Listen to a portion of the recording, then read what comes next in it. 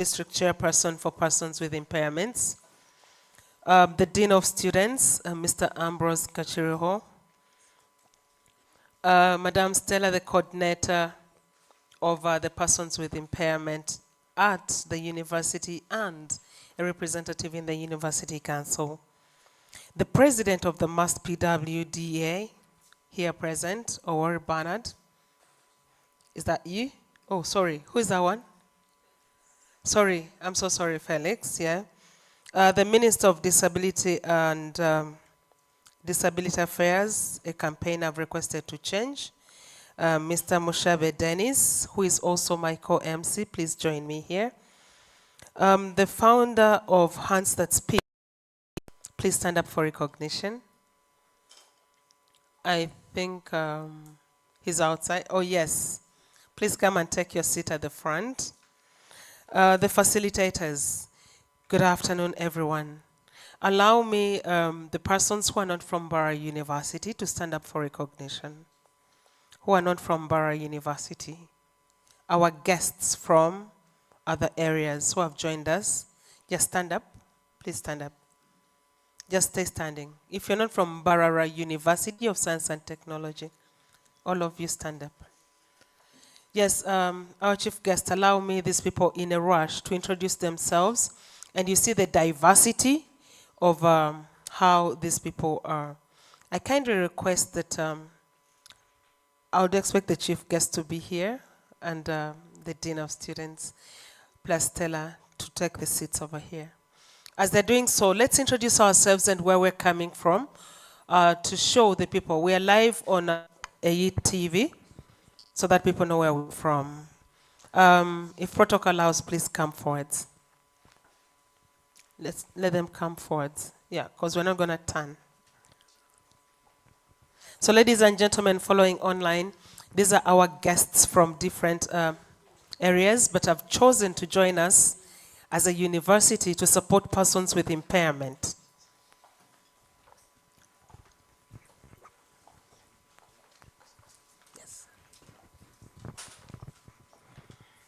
Yeah, thank you. My name is Tukamushabi Immaculate. I'm a teacher by profession. I'm glad to be part of this. A teacher from where? Katete Primary School. Thank you for joining us. Thank you. Next person, please. A round of applause, ladies and gentlemen. Good evening to you all. My name is Jivugoni Emma. I am working with Uganda Police from CPS Mbarara and the Department of Signals and Communication. Thank you for joining us. I wish you had come in your uniform. It shows the diversity. Now I'm humbling myself because I know you're a policeman. Thank you so much. Yes. My name is Sewali Mark, and I'm a veterinary doctor. Wow. But I work with Uganda Prisons Mbarara. Thank you for joining us. Is anyone recording me the different diversity areas they're coming from? My recorder is doing, oh, thank you. Yes.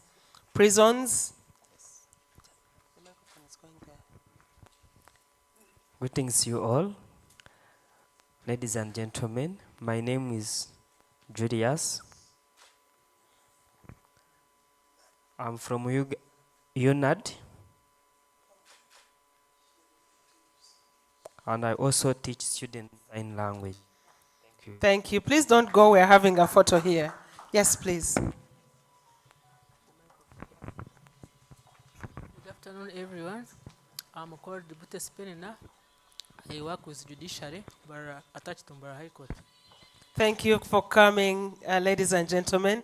This is Judiciary, the police, the prisons. I love the diversity. There was a teacher. Yes, a round of applause, ladies and gentlemen. Good evening, ladies and gentlemen. I'm a member at CAMTech. CAMTech is part of MUST, yes. And it does robotics and innovations. So literally, I was contemplating on either I should stay behind or I should come and introduce myself. It's worth it. It's No, part of it's MUST. worth it, yes. Thank you for coming. Innovators need sign language. My name is Asimwe Christine, a teacher teaching at Bishop Stewart Demonstration School. Thank you. Thank you for coming. Teachers are also needed. I'm called Daijuka Brenda, a teacher by profession working in Isinjiro teaching the deaf. Oh, bless you. Thank you so much. Hello, my name is Iwazwe Immaculate, a primary teacher at St. Lawrence Primary School. Thank you so much. Your students are always smart. Yes. Champire Maureen, a teacher at Uganda Muta's Primary School. Thank you so much. God is good. I'm Sister Catherine Shanga from the Congregation of the Sisters of Our Lady of Good Counsel of Mbarara. Thank you, sister, for coming. My name is Mushawe Florence, a teacher at Mbarara Parents Primary School. Thank you for coming. Good evening, ladies and gentlemen. My name is Atukwase Godwin, a student at the University of St. Joseph Mbarara, pursuing Bachelor of Science in Accounting and Finance, year 2. Thank you for coming. Move this side. Yes. Good evening, ladies and gentlemen. My name is Mbusa Joshua. I work with Mbarara Regional Referral Hospital as Medical Records Officer. I'm glad to be here. Thank you so much. She didn't introduce herself. I don't know why they have shifted them. Thank you. I am Rachel Lucky Atire from Bishop Stewart University. Oh, Rachel. Thank you. Thank you for joining us.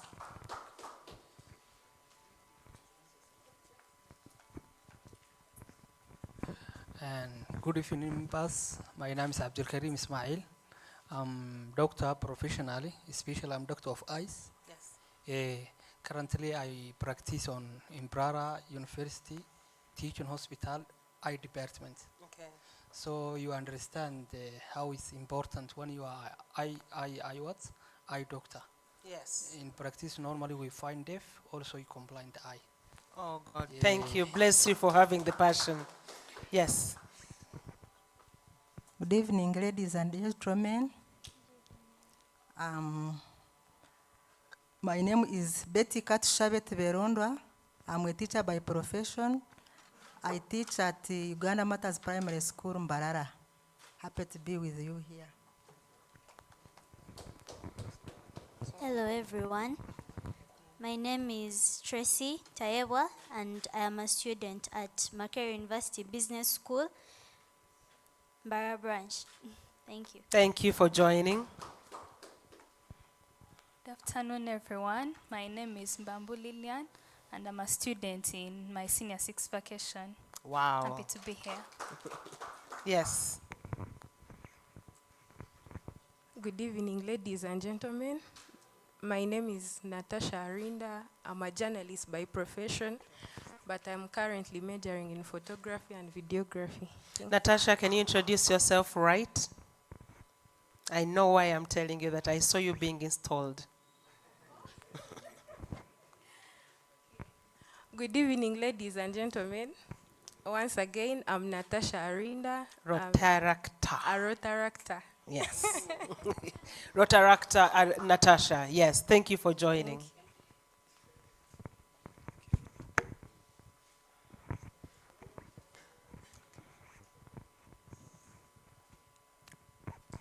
Good evening to you all. I greet you all. My name is Tukundane Ivan. I work under Sebetran. I teach sign language, and I've been teaching it for the last 6 years. And that's my work, and I've also been doing it in different communities. I've taught to some teachers and parents of the deaf people around there. Thank you so much.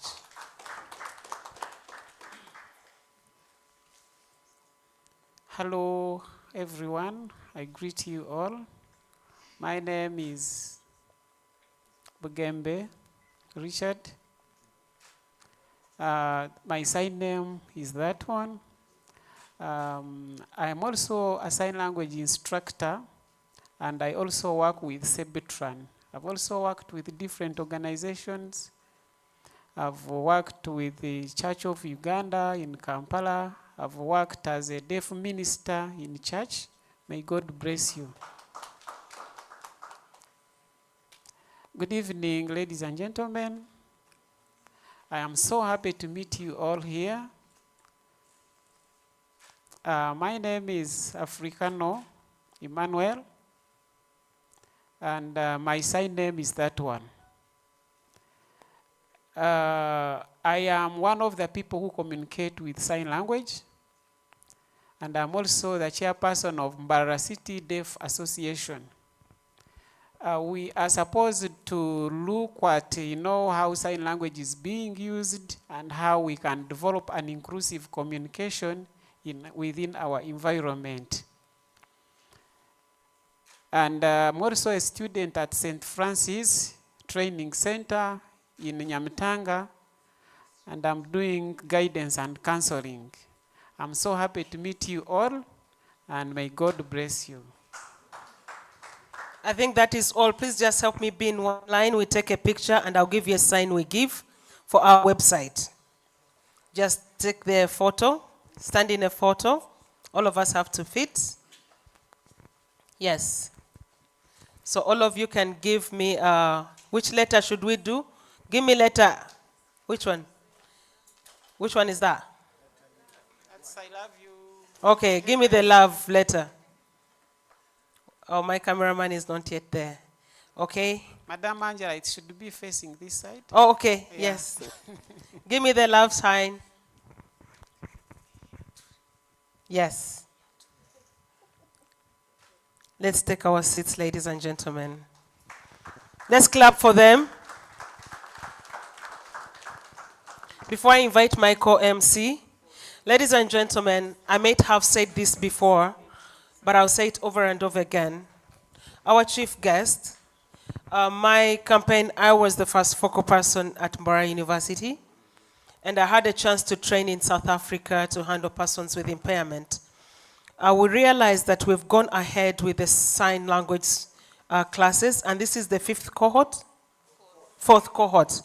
And why I brought out those people here is to show you that there's diversity. We've seen doctors, teachers, mothers, all those professions, vacists. I'm proud of the vacists who thought about coming for sign language because we never know where the roads lead to. The Vice Chancellor is not with us because of an emergency that has come up, but she would have loved to be here. Ladies and gentlemen, we are all candidates of any impairment. I don't want the word disability. Impairment. Today I am walking. I don't know what can happen when I'm going down there. In 2010, we had students who were involved in an accident and they were amputated. Their life changed, but they were normal like you and me. Life can change anytime. Seeing an ophthalmologist here to take interest in sign language shows me that you have passion for your profession, you're going beyond the borders. Seeing a journalist trying to get into sign language shows that we have love for our community. How about we spread that love to others? I always bring up the story of Trevor Chumbe. He's a serious journalist in Zimbabwe / South Africa. The language we use around persons with impairment always builds them or breaks them. True or false? I've said this before, but I can say it again. So when we go back to our local language, how do we call a lame person? How do you call a physically impaired person? Echirema, right? In Uganda. And when you're abusing someone, if the brain is not working, what do we say? Okay, my point here is the language we use around impaired persons. When you're deaf, how do they say it in Dunyankore? And then in Luganda? Kasiru. But in normal cases, who is a Kasiru? Someone who doesn't understand. So if we are the ones to change the language today, we shall change. Why did I bring up Trevor Chumbe? Trevor Chumbe was told when he was a child, because he had dyslexia. Dyslexia is an impairment whereby you cannot read properly words. Words mean the same, okay? Trevor was told he could be nothing. The teacher would beat him. I'll apologize for this, but this is what the teacher was pregnant and said, "Don't look at me, I'll even produce a stupid child like you." They would always slander him away. So this boy even hated school. So the uncle said, I'll transfer you to Harare and you study there. He went to Harare to study. But while in Harare, he still had the same problem of dyslexia. Then he was motivated. He became a prefect. But while he was a prefect, he discovered his talent that he's a good speaker but not a good writer. Okay? So when he spoke, someone told him, one of the teachers said, you're not good at writing, but you can be a good speaker. So he nurtured his talent as a good speaker. Trevor started interviewing people. Papers recognized him. He came on board. He introduced himself around. The man who could not write started being an editor of the paper called The Sun.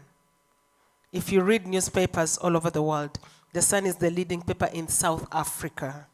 Today, he stands on every stage to tell people, watch the language you use around persons with impairment. Always have passion for them because you never know what tomorrow holds. So if you see us here trying to encourage this, and to this I'll give the flowers to Stella. You always make noise for all these students and people in the community to come up. Let's give her flowers for promoting inclusion in the community. Trevor introduced a campaign of your language makes or breaks someone. What do we say behind their backs? What does the community look at us? There's a girl from MOOBS campus, she's impaired. She said, when we appear, they think we are not people. When you start talking about impairments, it gets emotional, but this is the world we are today. Be compassionate, listen to others, have the heart to serve. Thank you for introducing Hands That Speak. Thank you for thinking about others. What you're doing today is going to save others in the future, and it will help us as a community to promote inclusion. If I know I'm going to an event and I know there's a sign language person, kids are going to be brought to your schools because they know you have sign language. Okay?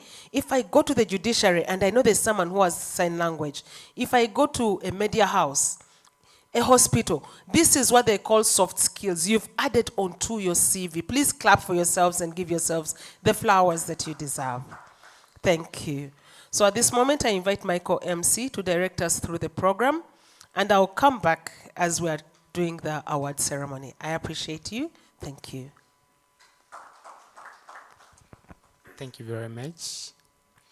Once again, I'm called Dennis Mushabe, and I'm a third cohort sign language graduate, as well as the 38th Guild Minister for Disability Affairs. And I welcome you all to this evening as we celebrate the cohort for sign language graduates. They are not just going to be certificate holders, but they're going to be interpreters, advocates, change makers, and ambassadors of inclusion. Thank you very much for taking interest in the program. Yeah, I thank all the diversities that we have here participating in sign language for picking interest. We have seen journalists, teachers, doctors, students, and innovators. Thank you very much. So allow me to take you through the program flow of the day. We had arrivals and registration at the Secretariat. We had our anthems. Then we had the opening prayer. We are going to have the welcome remarks, then a short note on why this program matters for inclusion from the President, MAST PWDs Association.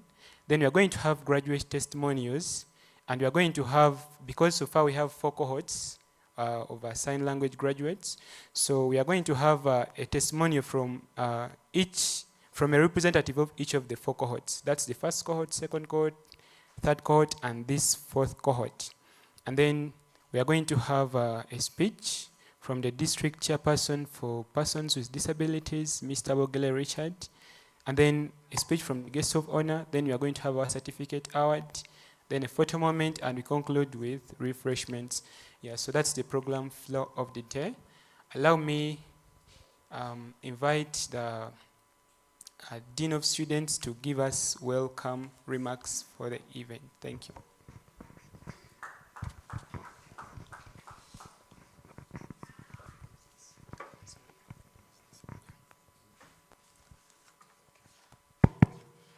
Thank you so much, Honorable Minister. The 37th grade, 38th? Yeah, 38th grade, grade Minister Dennis. I want to ride on the protocol that was established by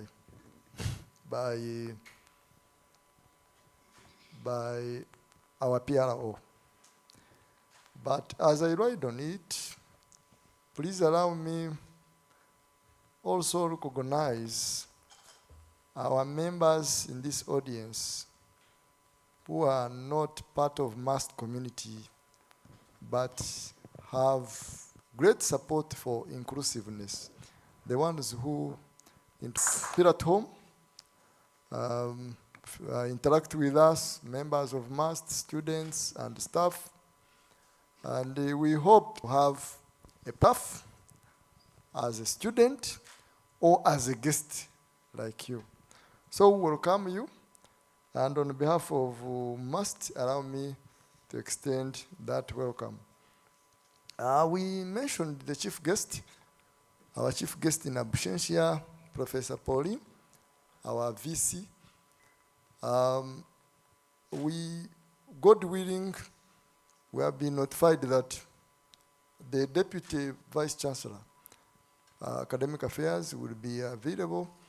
So if he gets time, we will be able to be happy to host him, possibly as we give out the certificates. I want to take this honor through you, MC, and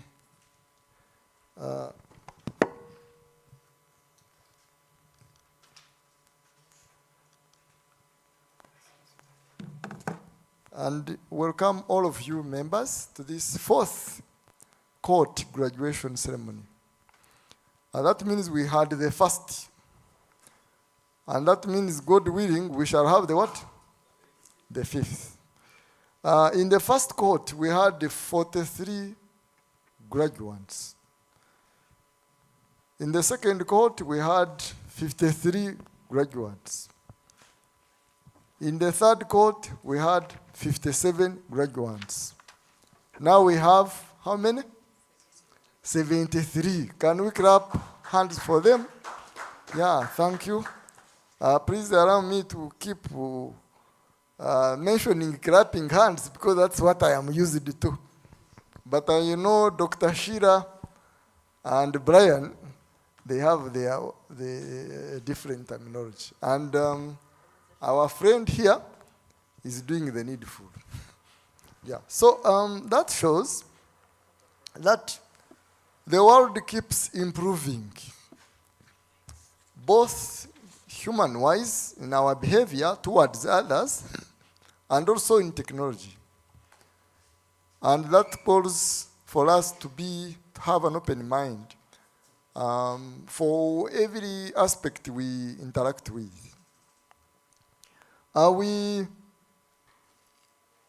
We received about 500 applications. And we admitted 100 individuals. But because of different issues, academic programs conflicting with this training, 27 people dropped off. And now we have 73. I want to take this honor to congratulate you, the 73 graduates who received certificates from our chief guest for achieving this milestone. Our theme for this celebration is, do you see it on the screen? Is it somewhere on the screen? Are you aware of the theme? Yeah, hands that speak, hearts that do what? Hearts that connect. Hearts that connect. That shows that your hands have learned how to speak. Therefore, if I go somewhere, I can say, I am hungry.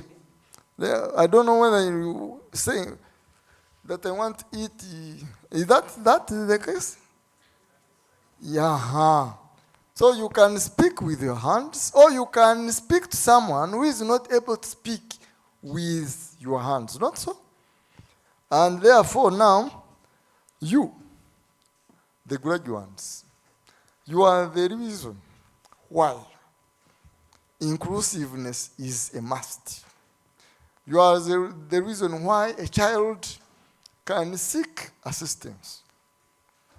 You are the reason why a sick person can be assisted in real time, right? With your skills in sign language.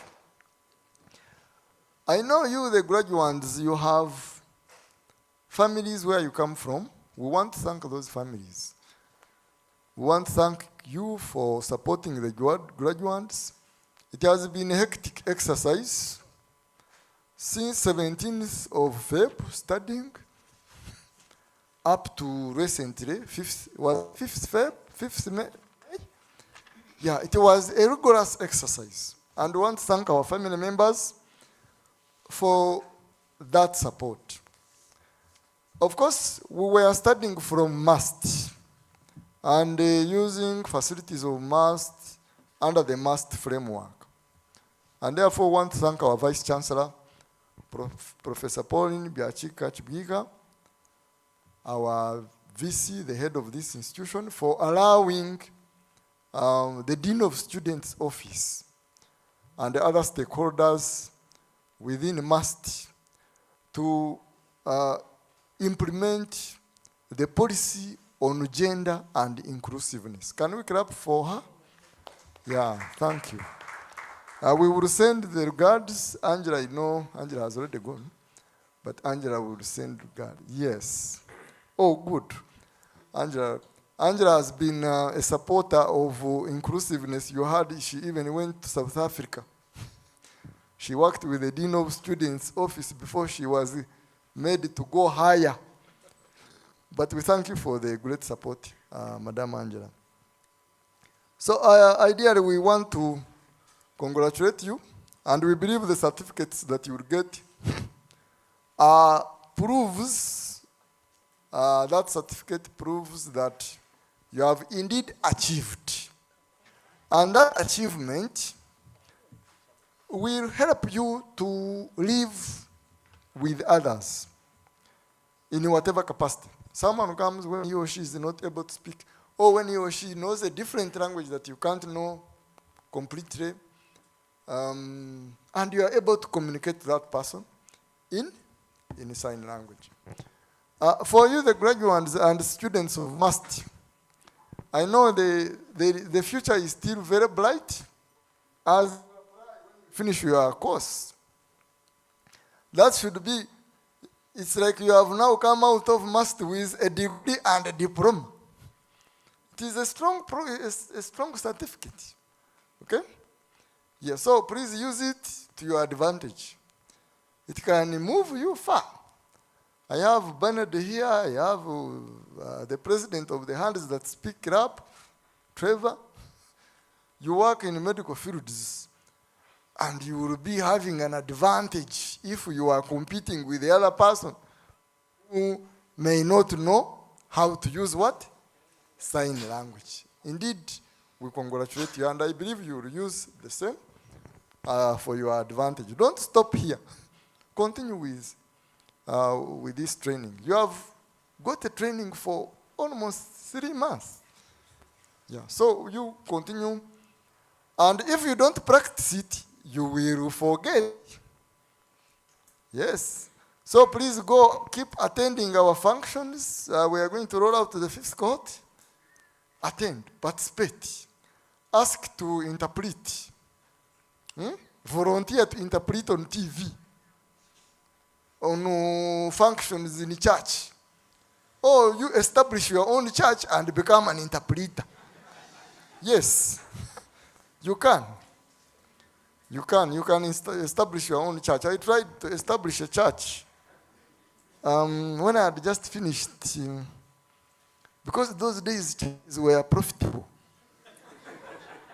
So I decided, let me establish one and then see. But I forgot, I just put it where I got land.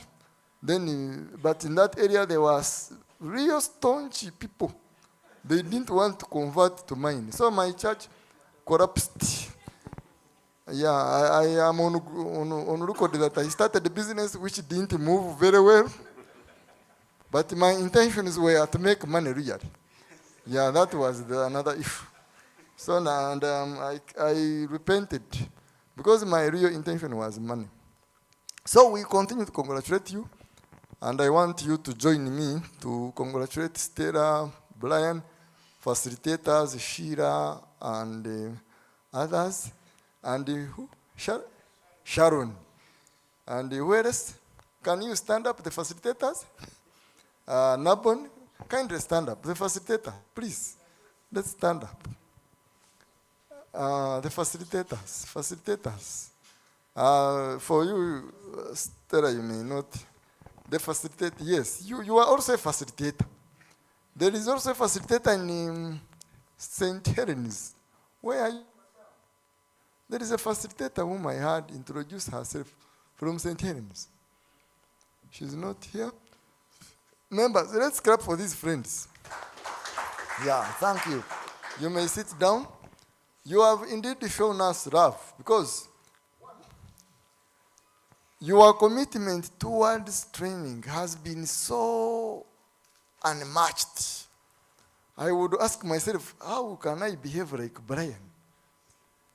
To be very professional, responsive.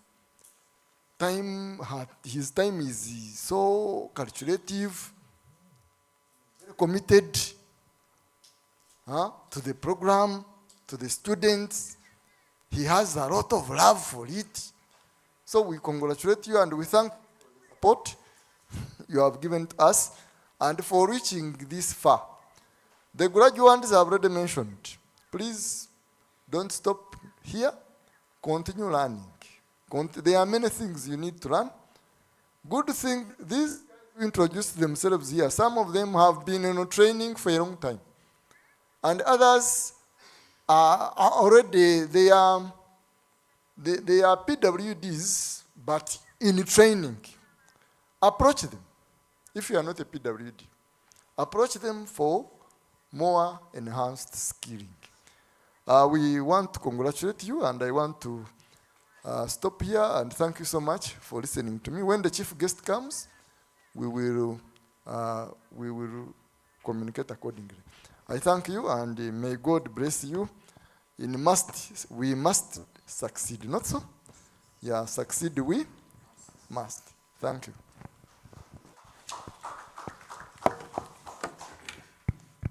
Thank you very much, our Dean of Students. Let's give him another round of applause.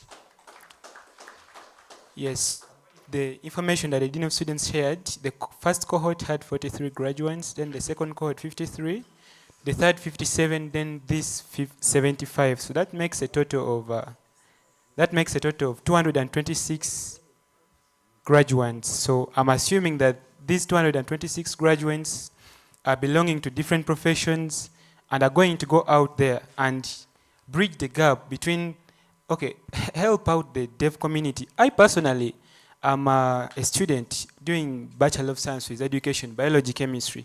And I always ask myself, why, these deaf students normally don't go for sciences, and I would love to see them come up for those, being admitted to be like doctors, like real scientists. So that's what actually motivated me to come in the third cohort, to learn some basics so that at least I'd maybe go in some inclusive schools and teach these students who are having that impairment, that kind of impairment. Yes, so next on our program, we are having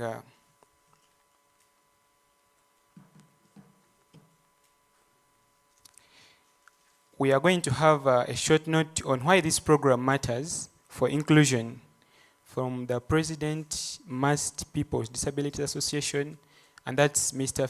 Chisembo Felix. Let's clap for him as he steps forward to give us a short note on this.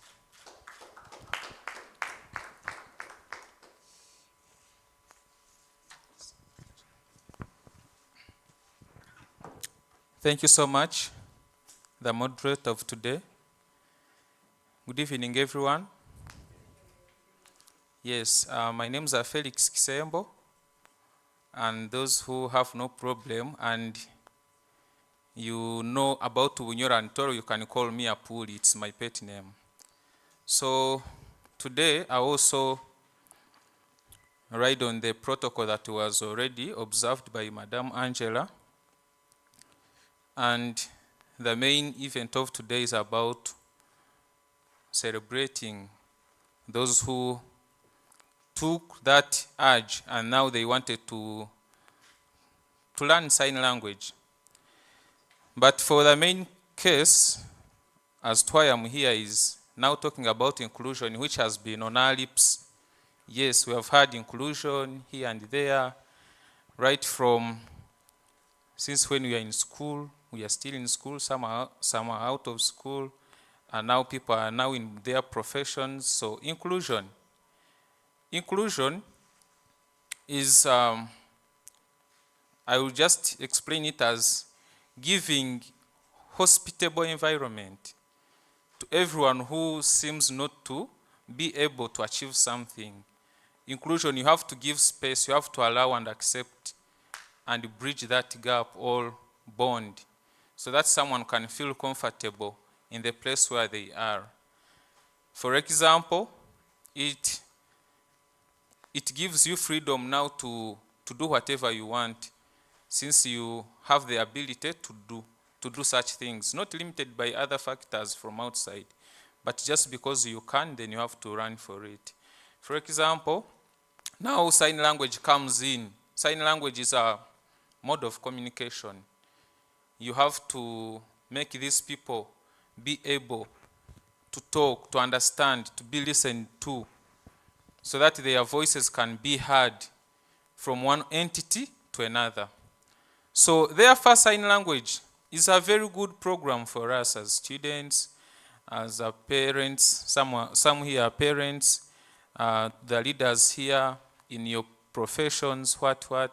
Sign language is a bridge course, I can say, or a bridging gap, a bridging entity for us in our daily life, because it helps us in promoting equality amongst us all. Is a communication channel or a communication mode. It is an employment opportunity. At least I have Mr. Sunday Bryan, who I saw even when I have not yet come at MAST. On TV West, I would see someone doing this, and I was wondering how they are able to do them. And actually, for me, I knew they totally don't talk, but I didn't know that they were listening from someone who was telling us the news in Runyankole and then translating. So it is a blessing that we have the person here physically. Then, on another hand, I also want to share.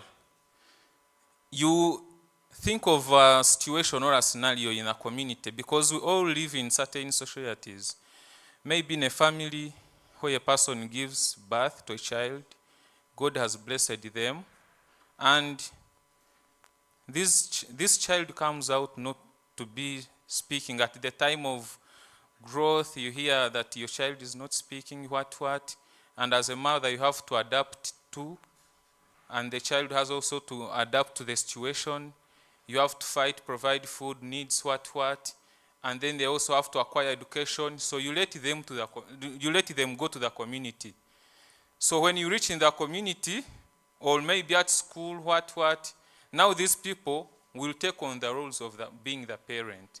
They have to adapt to what your mother taught you, or what the mother has been doing for you even before reaching this step. For example, food, accessing everything, facilities. So the parents shift the responsibility from themselves to us, the communities. So if the parents have been so accommodative, hospitable, that if their child can get everything they want, then how about us? Now you come from primary, you go to secondary, then you go to tertiary institutions, then you even go to workplaces when you're totally out of your parents' control. So it means that we who have learned, who have gotten this opportunity, of learning sign language, we are the people who will take on the responsibility of their parents. Because these people are not limited to knowledge, wisdom, but they are able. But now when they find such difficulties, then they are toned down. For example, even in my case, I'm a member of PWDs. At first I wasn't like this, because at the age of 3, 2, I was also jumping with my 2 limbs, like going there. So things turned when I was 4, going to 5. And up to now, I've lived to my age of 25 years this way. And what the Dean has just shared here, that at least, actually, you can even reach at a point of quitting school because people are not giving you a comfortable environment. I also thought about it when I was even in primary. People saying, go away, don't come play with us, don't do what. But because for me I was able to speak, but you cannot, even your ability to speak in people who are against you is turned down. You cannot speak. So I only worked for one thing, winning cups and plates on assemblies at the end of the term. Because when you win, they give you a kabensin, a cup, and you go home. So for me, I was motivated by those gifts because I didn't have any person who could tell me that you can make it. But once I saw those people giving out plates, cups, you go, if you're the best, you go with the mattress, and I've had those things ended now. You start the journey, you end it alone. But that thing motivated me. Now, find what? I left primary where I was not finding comfort, and I went to secondary, and I knew the same thing would happen to me.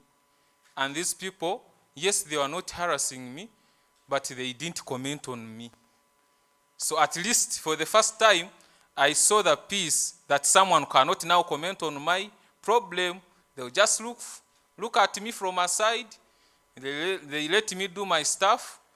And I started building friends who could help me here and there. And then I went to campus here.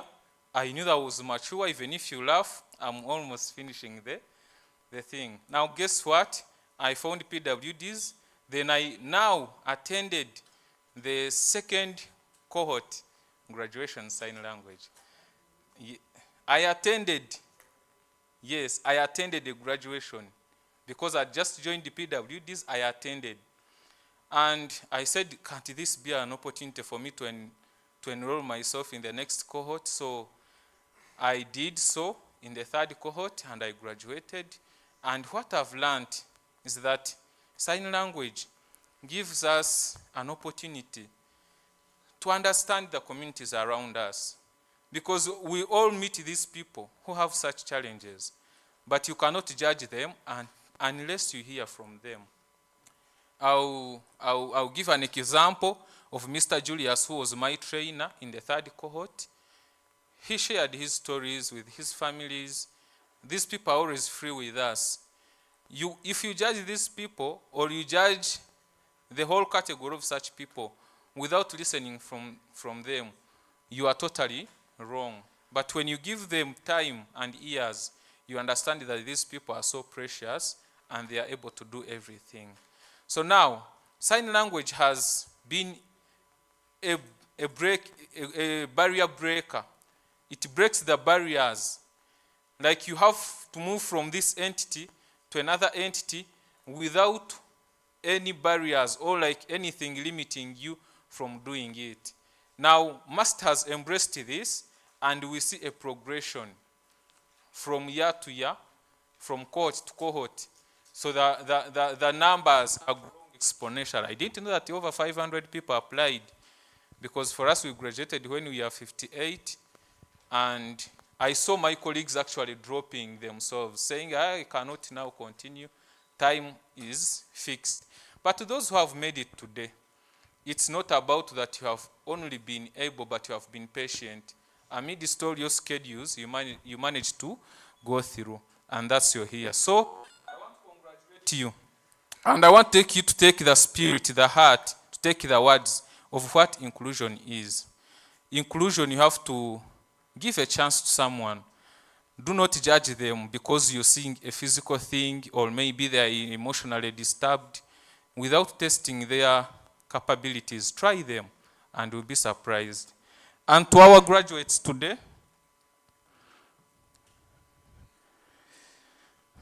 yes, we congratulate you, and I personally congratulate you. You are ambassadors of inclusion from today. Be that person who will be a change maker using that language. It is so precious. Practice it every time.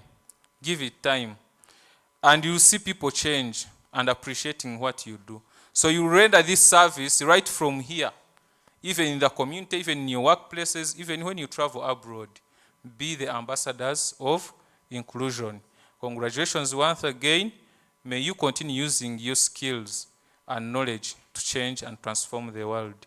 Succeed we must for God and my country. Let's give him a round of applause, ladies and gentlemen. Yes. When we speak, we inspire others. Okay? Anyone wants to share with us who got an impairment and they were not born with it? Is it okay? Anyone comfortable sharing that? Like you got a secondary impairment. Secondary impairment. Yeah, you've shared. You've shared. Someone else? Stella, do you want to share? Yes.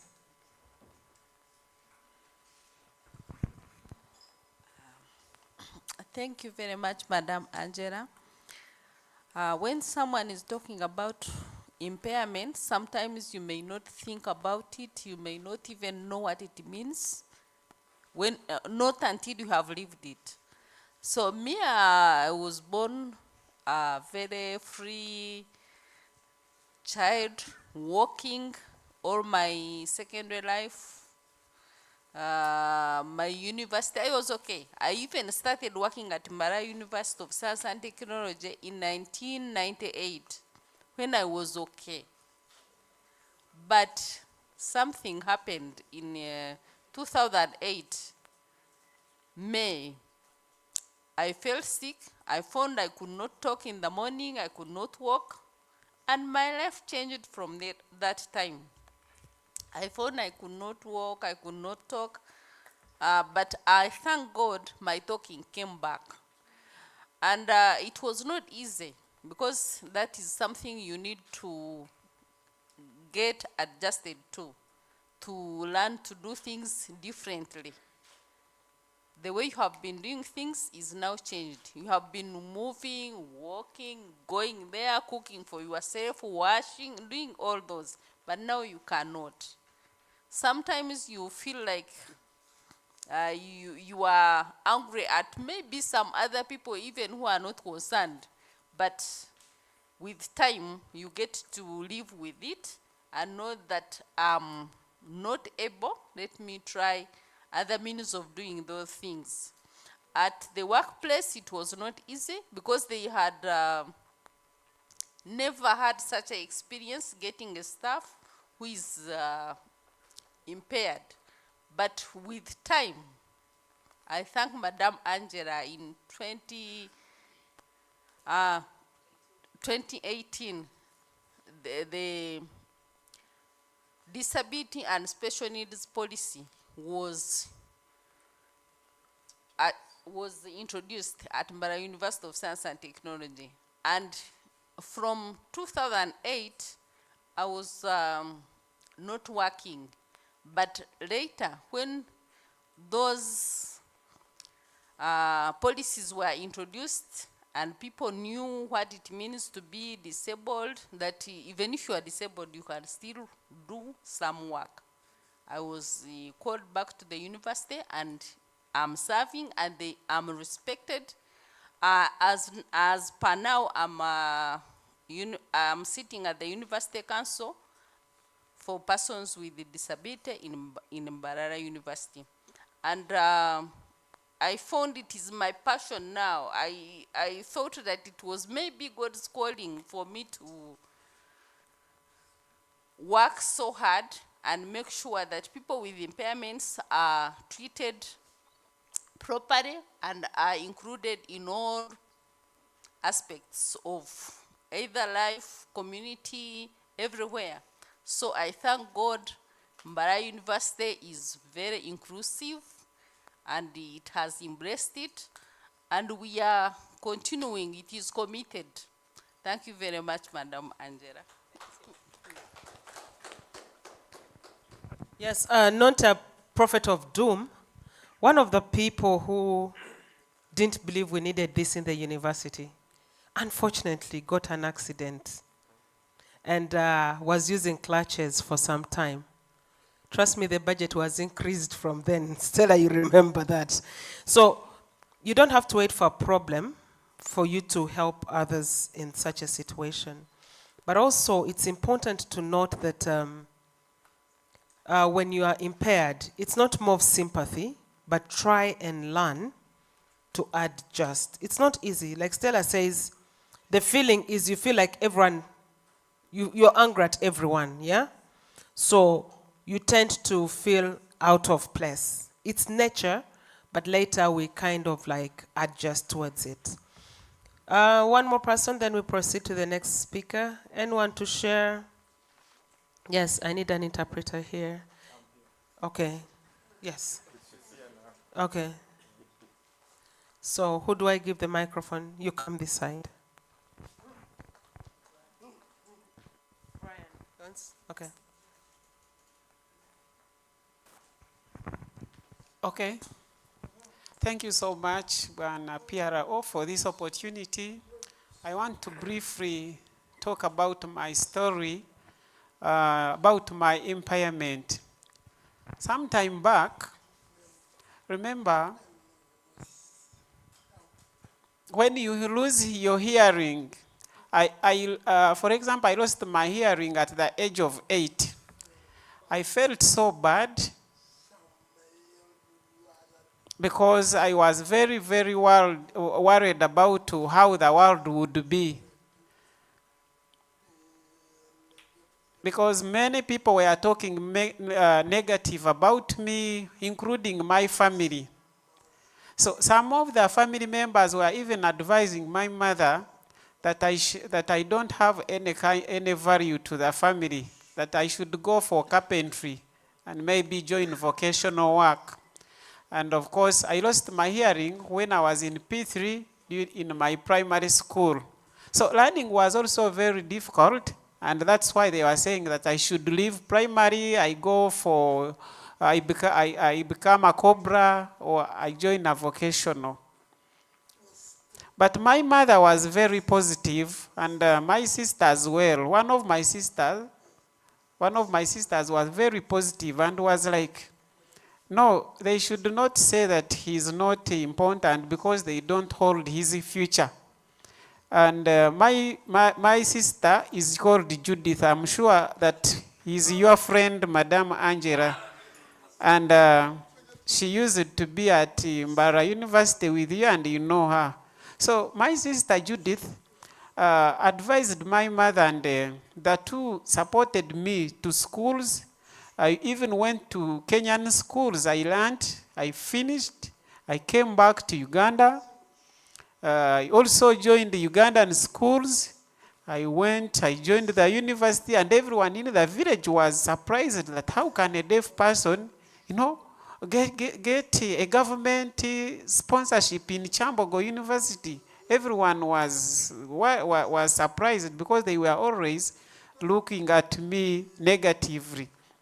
And later, I started working, and I met some of the people who used to talk negative about me, and they were begging me for a cigarette, for a water, for a bottle of water and beer. I looked at them, I could just laugh at them. So many people, it is very true that they normally talk negative, especially about us, people living with disabilities. So today, you meet this person, they only, think you are a beggar, they just laugh at you, but I thank God that we are what we are. We only need to get support. For example, if it wasn't my family supporting me, then things wouldn't have gone well for me. And so many PWDs are also kept in and locked in some homes. Some people are just locked, tied on ropes like dogs. So we only need to change our behavior as well as the mindset for our community, because PWDs now, we can also teach. I've been working with Brian. We have been teaching sign language. We can communicate well when you learn how to communicate with us. So let's care for the persons with disabilities for God and my country. Yes, thank you so much, Julius. Our leaders of Impairment Association, one request I have for you, change that name. It's not an affairs of persons with disability, no. It's, let's call it something inclusive. Madam Stella, let's sit and design that name, present it to the Dean and the Guild for protocol purposes. So our leaders, what I'm appealing to you is, we have a proposal on table. When you look at my schedule, I'm a busy person. We would like to set up an inclusion center with all the facilities. We did benchmarking still in University of Pretoria in South Africa. Madam Stella, you are aware that you are part of me when we are going to, the Koreans want to set that up for us, but no one is following it up. These guys are enthusiastic. We're going to hand over and you follow up. I need results from there. Dennis, please come and continue with the program. So all of you leaders, I'm entrusting you with this. I want to see an inclusion center in 2027. The facility is there, but it's just I'm too busy to handle this, and Madam Stella doesn't push me. When she pushes me too hard, I fall. So we'll get in touch with the Dean, Faculty of Computing and Informatics.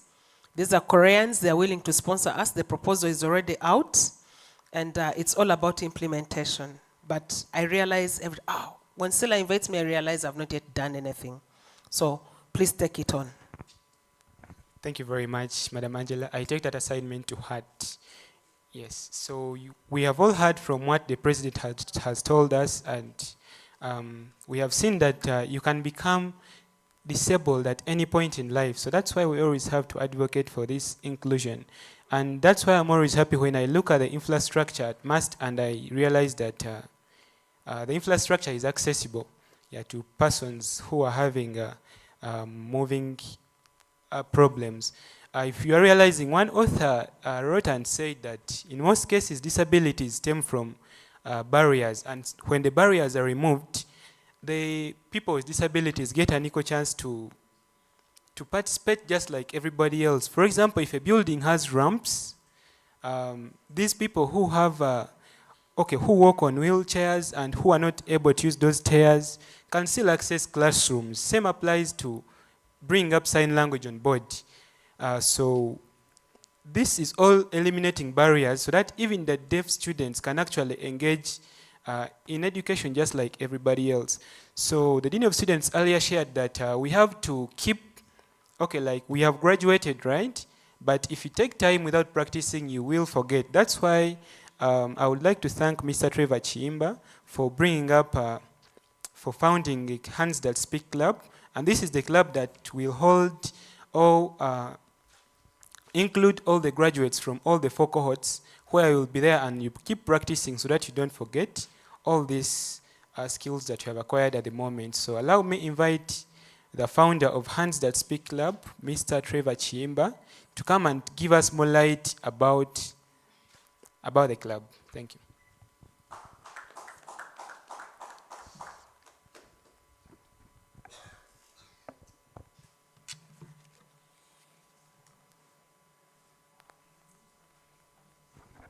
All right, thank you so much, Mr. President, for Association 4.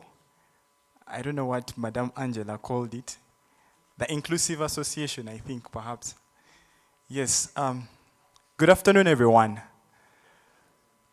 Trevor Chiimba is my name, and I'm a final year student pursuing a Bachelor's of Science in Pharmaceutical Sciences. Today, I'm before you as the founder of Hands That Speak, a club that has come to interest MAST students with sign language. Now, contrary to the common belief, Hands that speak is a child of sign language, not the other way around. It's very unfortunate that very many people have it twisted, thinking that hands that speak is what produced sign language. No. Hands that speak is rather a product of sign language classes. I was fortunate enough to be in the third cohort of sign language classes. And I want to start I'm calling it a discussion, or perhaps more exactly a speech, by commenting on some of the things that have been said. The previous speaker has mentioned of how barriers, one of the authors, I don't know which author he was talking about, but this statement is very accurate. When barriers are removed, disability ceases. Now this is my vision, this is my dream. I want to let you know today that if each and every person in this country can speak, can use their hands to speak to deaf people, then a point is going to reach where the inability to hear ceases to be a kind of disability.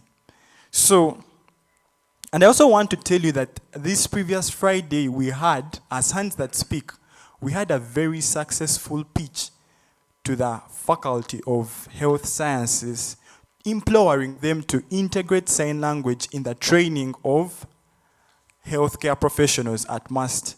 It was the best presentation I can tell you, because each and every person in that meeting, ranging from the heads of departments of each and every department you can think of, they were very excited. In fact, some of them gave me their contacts to inform them of the next cohort such that they can apply. It was very exciting. So, I want to start by telling you today that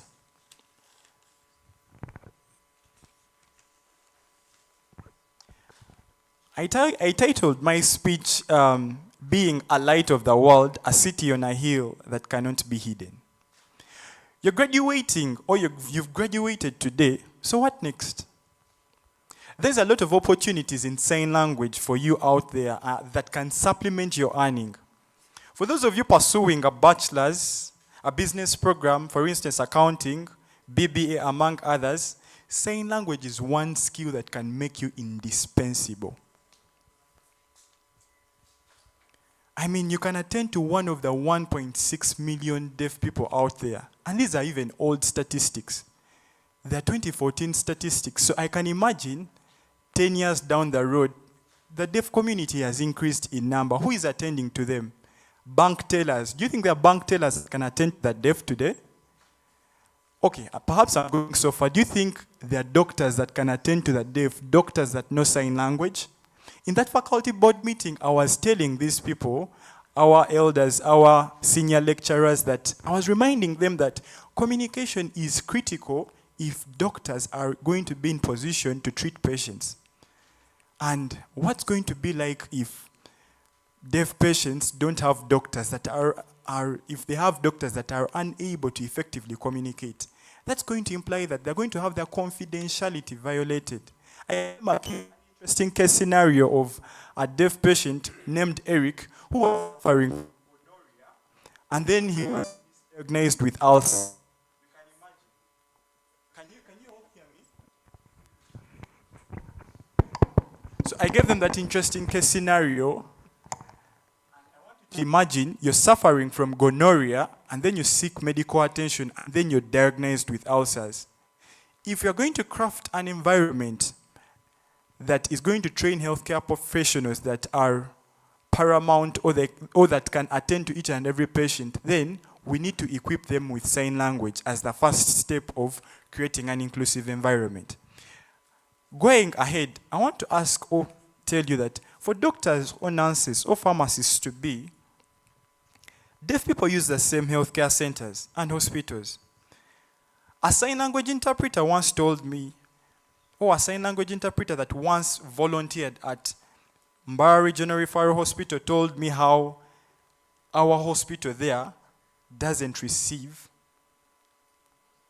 less than 5 deaf patients a day. I've only pointed out a few professionals, but look for how relevant sign language is in your field of expertise. Let us flaunt knowing sign language. If you're asked what unique abilities you can bring to that bank, to that hospital, pharmacy, company, let it be sign language. Tell that bank manager to put up a call of deaf clients when he hires you, because his bank is going to be the first inclusive bank. Same thing to the hospital you're applying to. Tell that human resource manager to put up a call for deaf patients, because you're going to attend to them. Uganda today has 18 medical schools, for those of you that don't know. And these medical schools teach the same things. They teach anatomy, they teach gynecology, but what's going to keep you a step ahead of your peers on the job market? I believe it's sign language.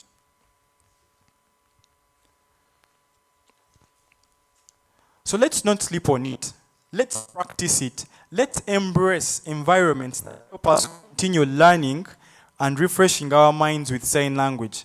Having been in the third cohort, I seem to be forgetting some of these signs, and I've made up my mind to attend church every Sunday with the deaf community, such that I can continue exposing myself to this skill.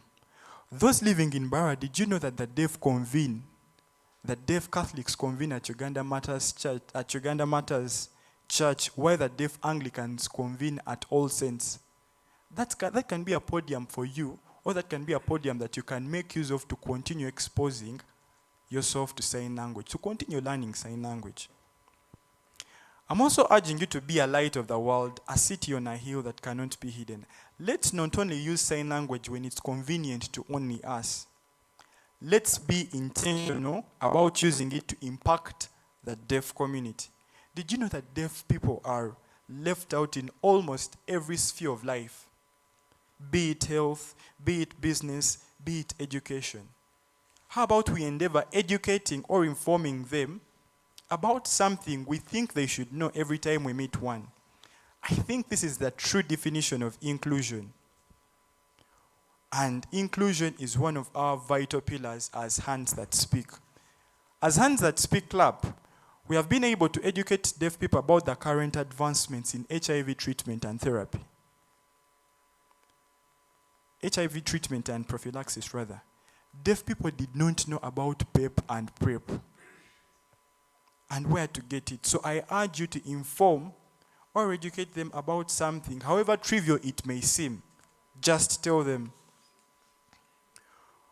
As Hands That Speak, we will always give you a platform every time you notice an area where deaf people are left out on our events such as outreaches.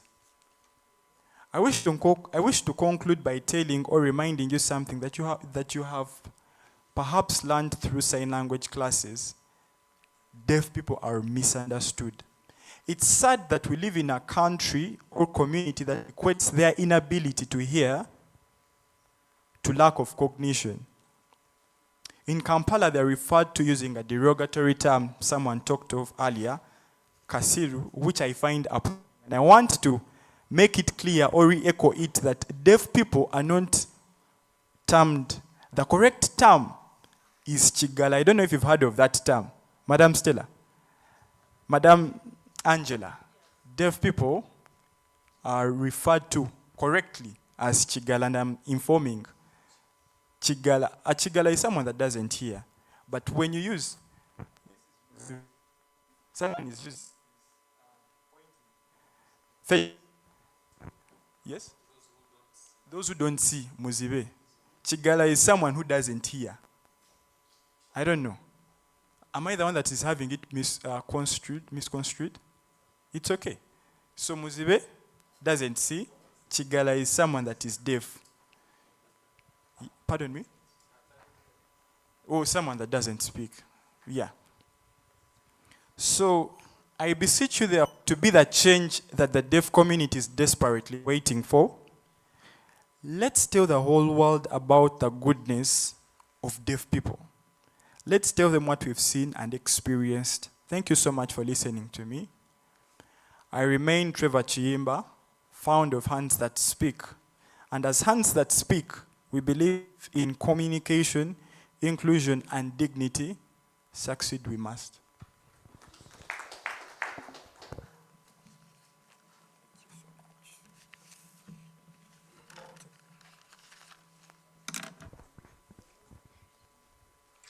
Thank you very much, Mr. Trevor. Let's give him another round of applause. Yeah, so he talked about something so important. He talked about the fact that Hands That Speak normally gives a platform for practice. So I call upon all of you, the graduates, to always reach out, and actually I hope you're already part of the club, so that you can continually engage in their activities, those outreaches, so that you can keep on track. Yes, so allow me take this honor to now welcome the former Minister for Disability Affairs to come and challenge. The former Minister for Disability Affairs to come and challenge the graduates of the fourth cohort to go and create impact out there. Thank you very much. Minister, you're very welcome.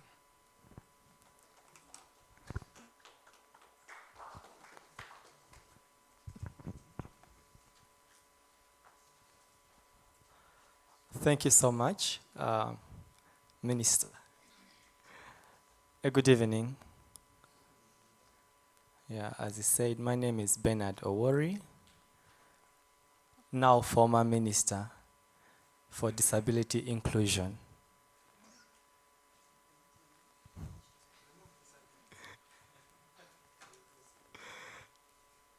We are still working on the name. Perhaps shall have a meeting and we do some good brainstorming to have a more inclusive name. Before I challenge you, as our Master of Ceremonies today said earlier, I would love to tell you a few things about how this program started.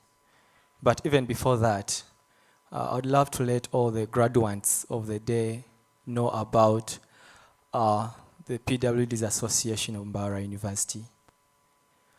Earlier, our PRO told us about the special needs and disability policy of the university. And this one was concluded and it was adopted in 2018. In April 2023, that's when we officially launched the PWDs Association of Mbarara University. At the time, Mr. Nabyama James was a student of pharmacy then. Now Dr. Nabyama James. He was our very first Minister for Disability Affairs. So actually this is the youngest ministry in the Students' Guild of Mbarara University. No wonder we are still working on a name for that, I think. It's now 3 years since we have this ministry in this university. And this shows you how much the university has been moving towards inclusion. Yeah, 2018 we have the policy. 2023, the association is officially launched in the university. And in 2024-2025 academic year, sign language is brought on board. I remember at that time I was the public relations officer for the PWDs Association of the Mbarara University. So at the time I was doing similar work that Madam Angela you do, although I was doing that for the association. And my boss by that time, it was now Dr. James Nabyama. In the first cohort, earlier the dean told us that we graduated 43 graduates in the first cohort. That was in 2024-2025 academic year. And then the other semester that followed, we graduated 53. And then the 57 from last cohort, where I was participating. And this time round, we have 73, right?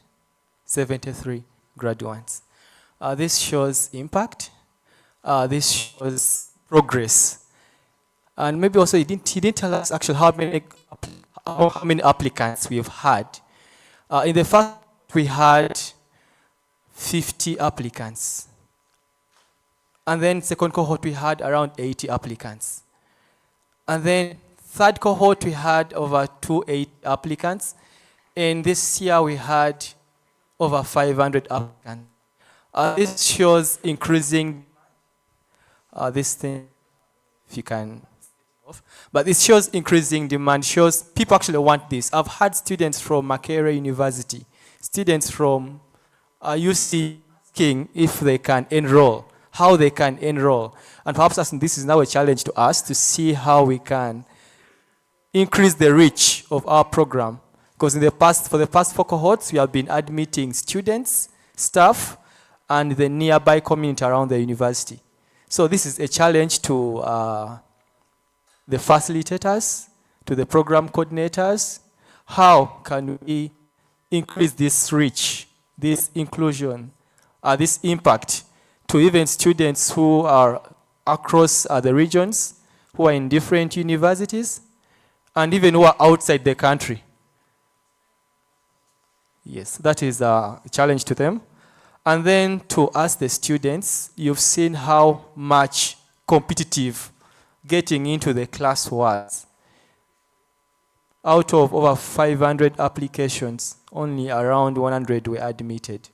And today we are celebrating the perseverance and the resilience and the patience of 73 that are here today with us. Congratulations. So, challenge you.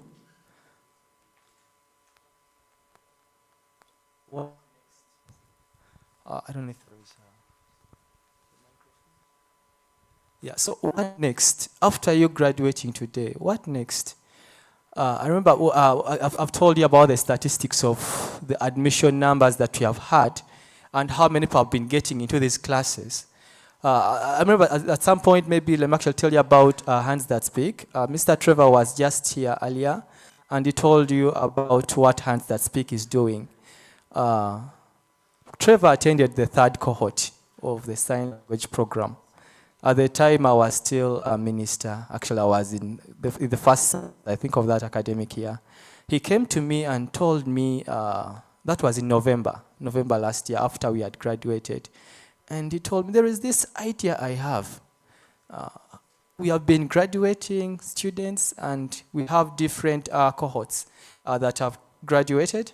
But these students go out and perhaps they lose their skill. How do we bring them together to keep learning and to know more about deaf culture, to integrate and share with the deaf community? And so he brought this proposal on board, and I'm proud, I would say, to have supported this project. I remember at that time he was doing the Aspire Leaders program. I don't know if there's any of you who knows that program in the room. If you could, maybe hands up if you've done the Aspire Leaders program. If anyone else has done it. Yes, I can see a hand behind there. So Aspire Leaders program is a program offered by Aspire Institute at Harvard Business School.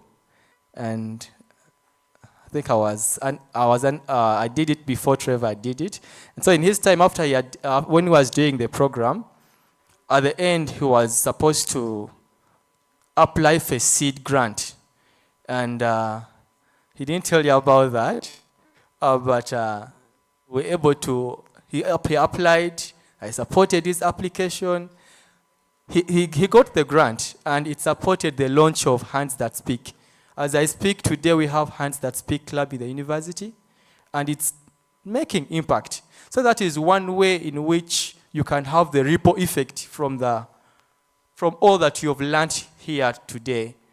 That's a good testimony that Trevor gave us. From the sign language class, cohort 3, now we have Hands That Speak that is reaching hundreds of people. Our president, former president, now minister, talked about how he would want to teach in an inclusive school so that even the children who are deaf can go and teach science, can go and learn sciences, become scientists. So these are people who are showing you their passion, who are doing something about it. So it also goes to us, to everyone here. The university has done its part. Madam Stella has done her part. Every stakeholder has done their part. So what are you going to do after today? There is so much that you could do, and I implore all of us to not sit on these skills, to don't sit on this certificate. Earlier, I think our certificate. It's a barrier breaker. It is, God do something about this. Yeah, I'll just stop at that and wish you all the best after this. Thank you.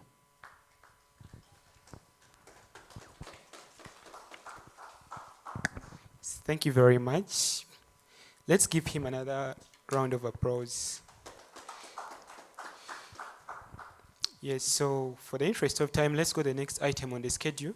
We are supposed to have a graduate testimonial, which is going to include graduates sharing their journey from the time of application, time of completion. But for this case, I'm going to need two graduates, one from outside MAST and another one a MAST student, to come and share with us how their journey has been from the time they applied for this program till the completion. So allow me take this honor to invite anyone MAST student who is, anyone MAST graduate of this fourth course come and share with us how their journey has been from the time of application to completion. Any? All right, you can come and share with us, sir.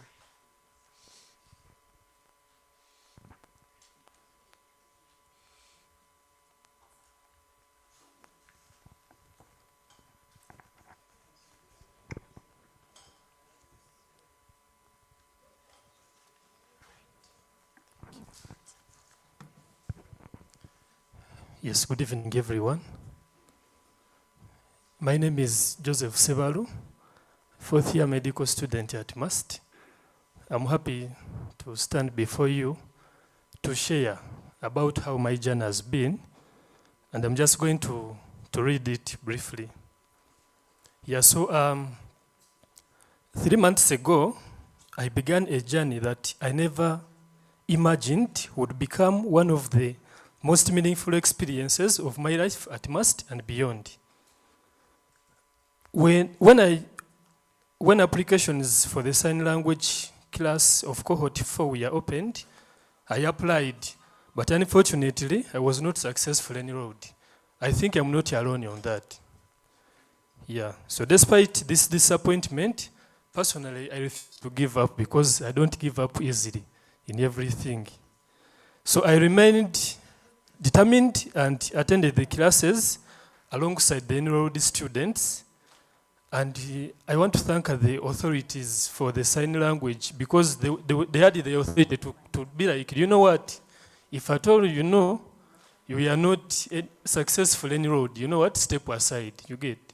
Yeah, but they allowed us to continue. So many thanks to the team headed by Mr. Brian and the office of the Dean.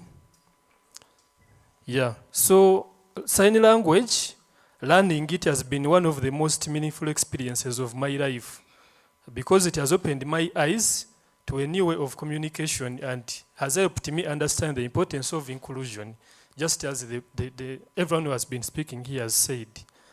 So I have discovered that communication goes beyond words, and also human connections can be expressed very well through gestures and signs. So as a medical student, this achievement has greatly impacted my personal and professional life. And in healthcare, of course, as all of us know, effective communication is essential in delivering quality and compassionate care. I think Mr. Trevor has just shared that a patient came with a different condition and they left with a different diagnosis. And if at all you go medical legal, I think a lawyer can get some good money from that case. Yeah, so effective communication is very important for compassionate care. So the ability to communicate with people with hearing impairment, just as we've been advised that disability, I think is bigger. It's better to use the word impairment. Yeah, so the ability to communicate people with hearing impairment has equipped me with a skill that will help me to serve people with more inclusion and respect, especially when it comes to confidentiality. Since I know sign language, I don't need a third party to come in case I'm discussing with a woman who has private issues. You get? It will be between me and that person.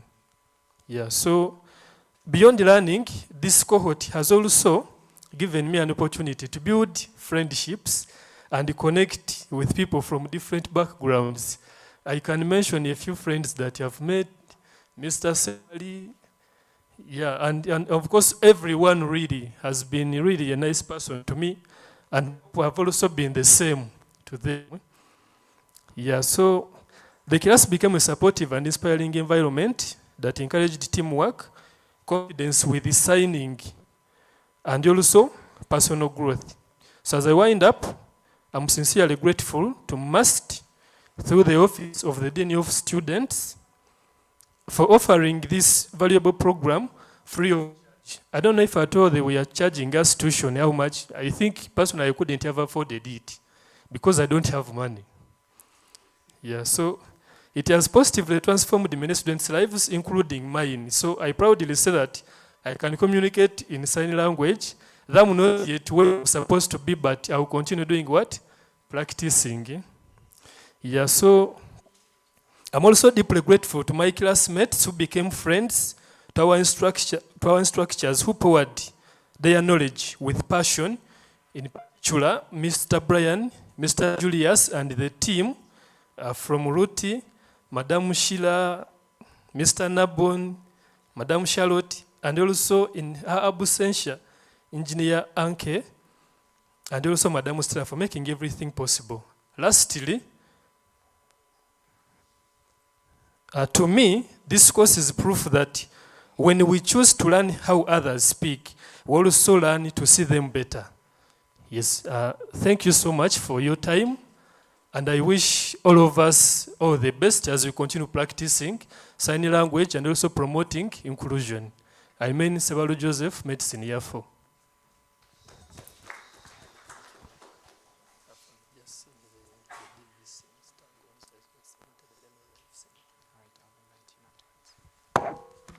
Thank you so much.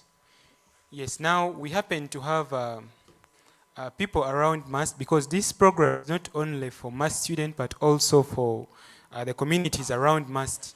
And I would like to have now one representative to represent the community around MUST to tell us why they chose interest to come and enroll for this program and how their journey has been from the time they were admitted to the time they have now graduated. And allow me to invite Mr. Kibwika Emma, the policeman, to come and give us.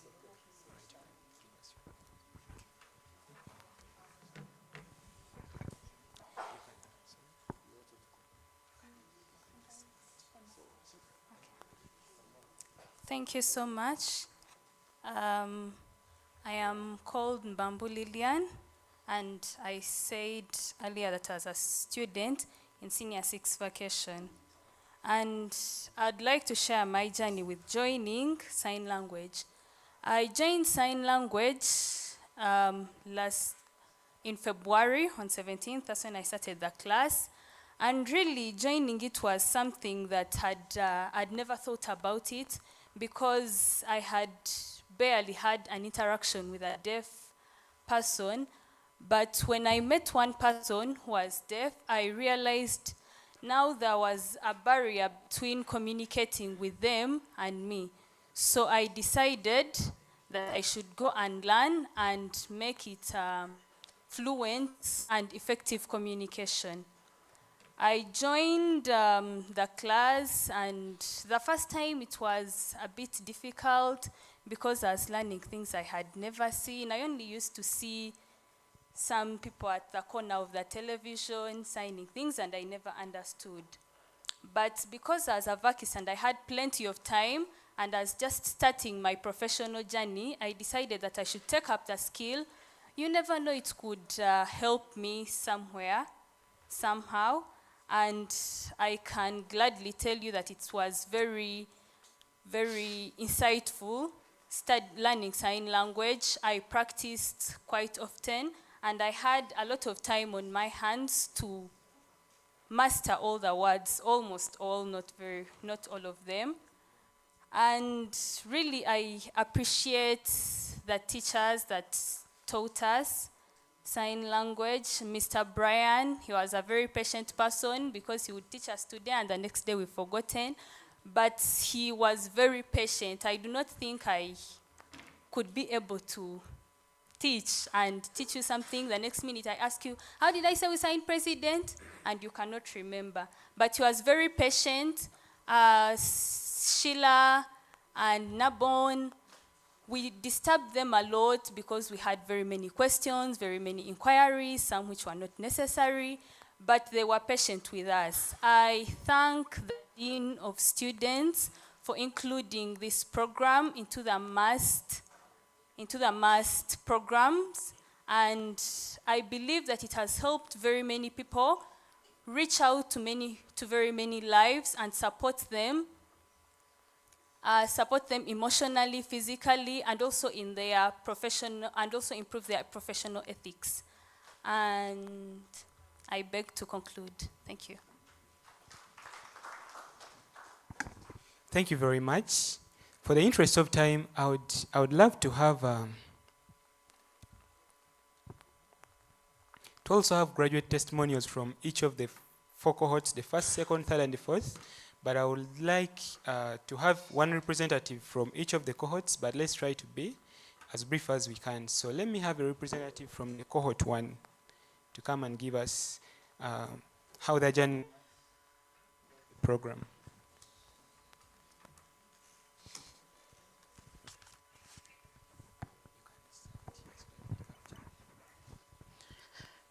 Thank you so much, Mr. MC. Please allow me stand on the protocol that has been given before, but in a special way, I would like to welcome our dear DVCAA. Thank you so much for joining us. Ladies and gentlemen, good evening. I hope all of us are well. I don't want to take a lot of time, but I am one of the first cohort of sign language. How I joined it, I was just there and I got an email from Madame Stella. The email was sent to all of us. Anyway, before I go that far, I'm also an assistant lecturer, Faculty of Business, Procurement, Marketing Department. So I got that email, and out of curiosity, I applied for sign language classes. So just like all of you, I went to class. We learned, obviously the classes were always fun. Of course, where Sunday Brian is, classes can't be boring. So the classes were very fun. Out of all that, we learned sign language. And after 3 months, we graduated. So they are telling me to stand in the middle here. Yeah, so after 3 months, we graduated. But then also, I want to tell you a scenario of how I got to where I am now. Just like a baby who is learning how to walk. I want you to imagine that. Now, this is a person who has finished the 3 months of learning sign language.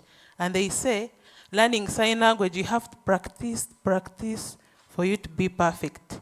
So one day, Mr. Brian got to me and he was like, we actually have an opening, a job opening somewhere on Tayal West TV.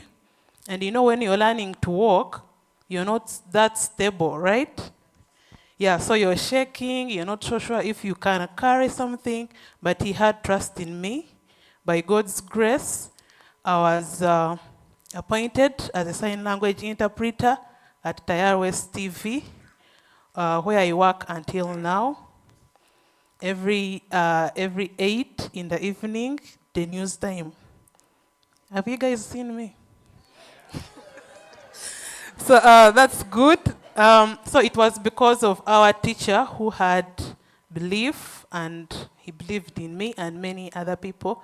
Other people also have their stories, but this is my story. I've gotten out an opportunity to interpret in churches, to interpret, I think I've interpreted with, to Mr. Africano, they are the council. I've interpreted for the patients in the hospital. I've interpreted in such conferences. So a lot has happened as far as sign language is concerned. And all this is because of our teachers, our parent, Madam Stella, the whole office of the Dean of Students, and anyone who gives us the support. Now to the graduates. I know right now you might feel you're not yet there, but every time you get an opportunity, just to go, okay? Yeah. And then again, like I told you, when a baby is trying to walk and then they send that baby to go and get the water from the well, usually you have two options, to go or to refuse. You're going because you want to try, you're refusing because you feel you can't make it to the well. But then again, guess what? The water you're getting is for you. So it is up to you to go for it or not to go for it. So the graduates, don't sit, come to church, interpret, and get the experience. Finally, we also have, we got an opportunity to have a brilliant person, Trevor, who came up with an idea of having Hands That Speak club. At least we are very sure that this club is going to be there for us and the office of the Dean of Students. So we shall use this opportunity to make sure that we continue signing. All my request goes to the management, at least continue supporting us. Thank you so much.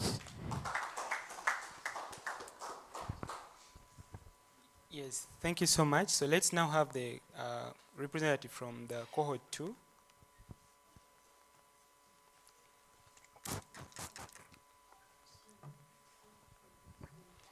Any representative from cohort 2?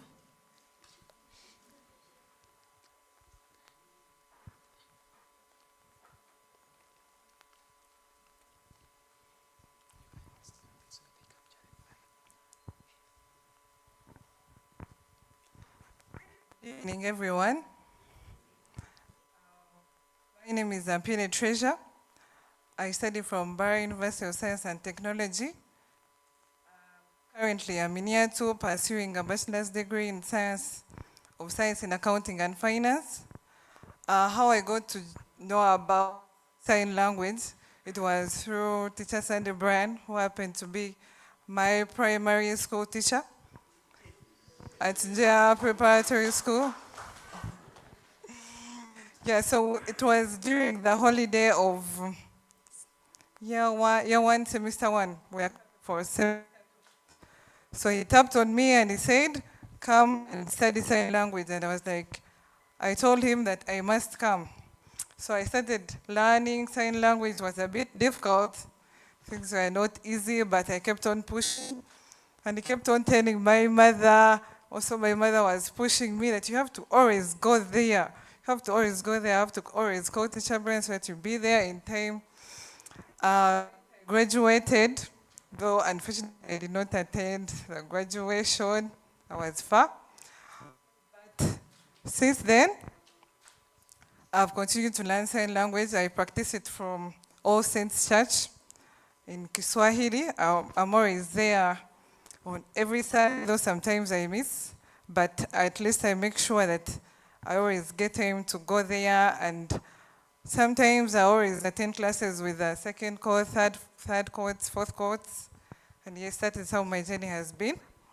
And personally, I'm very passionate about sign language. It is a very interesting language, and I like to interact with different people, especially the deaf people. They are very, very brilliant people, and they are very passionate. I beg to stop here. Thank you. Because of the health concerns, I've been advised to put this into use. Yes, so, yes, you know the concerns we're having as of now because of outbreak. So let me have a third cohort representative to come and tell us how their journey has been throughout the course of study.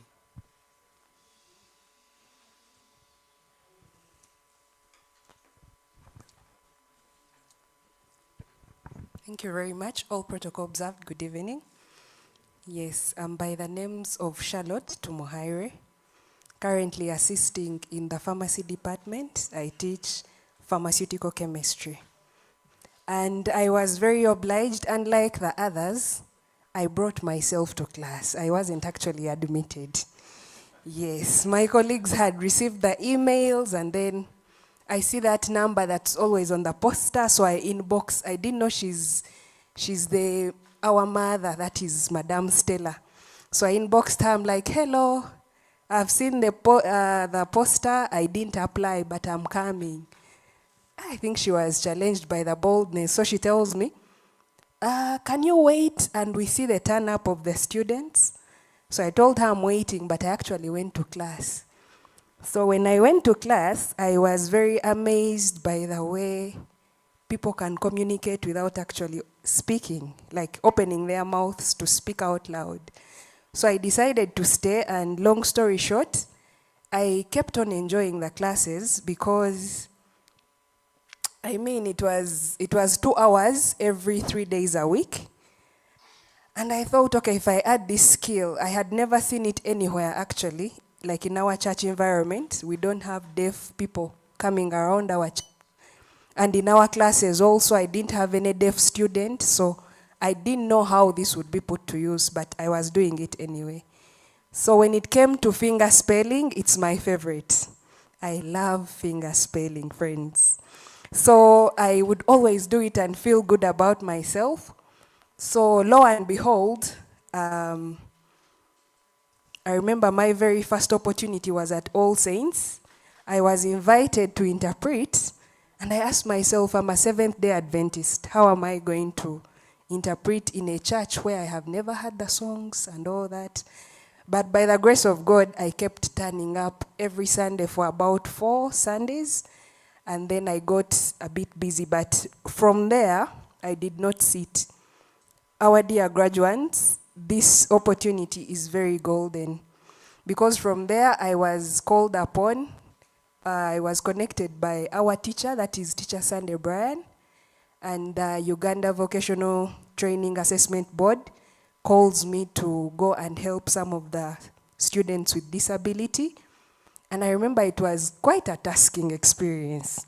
You know, like the student entirely relies on you. They don't know that you've just learned. So they entirely trust you for that exam. And I really thank God, because I was quite down financially. And I am telling you, a miracle happened.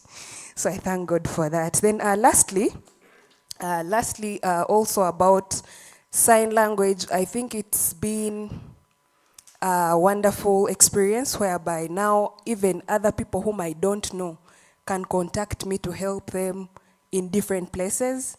I have interpreted in a town council meeting, a district town council meeting. I think it was in Intungamo.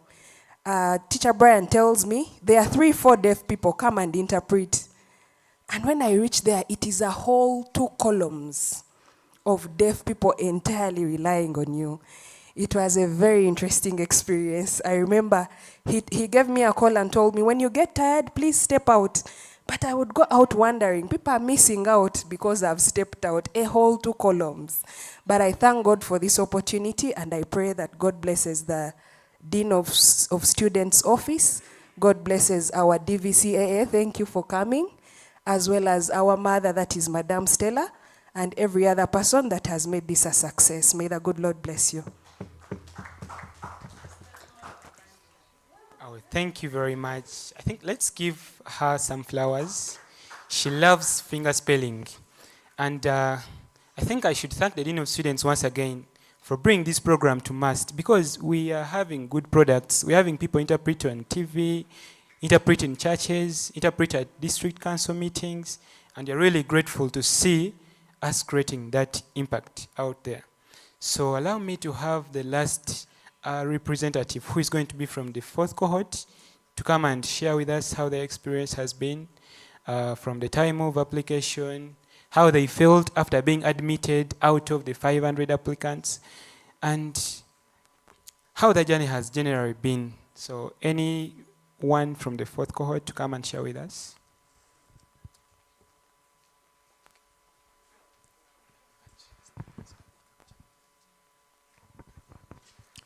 Yes, good evening, everyone. My name is Nathan Murungi, and I'm very happy to be here. And I represent the 4th cohort members, and I'm happy to see some of my teachers. I had not seen you. Yes, I'm happy to see our deans. So I'm a doctor by profession, and I'm currently specializing in a field called pathology. And that is why I said I'm happy to see my bosses here. And I'm here at Mbarara General Referral Hospital. Now, I think I put this in my story, the success stories that you told us to write. Many of you used to see how I was so interested in whichever topic. I keep reminding teacher, but you promised us this, you promised us this, you promised us church this, you promised us this. Because I had come on a mission to make sure I learn this language. In that success story, I told you guys, when I was growing, by the time we started understanding in primary, we had, I can't call her an auntie at home. And where I come from Fort Portal, and they use the word catheter. Catheter is someone who doesn't speak or hear. And that is the lady who raised us when our mother is away, when our dad is away. Yeah?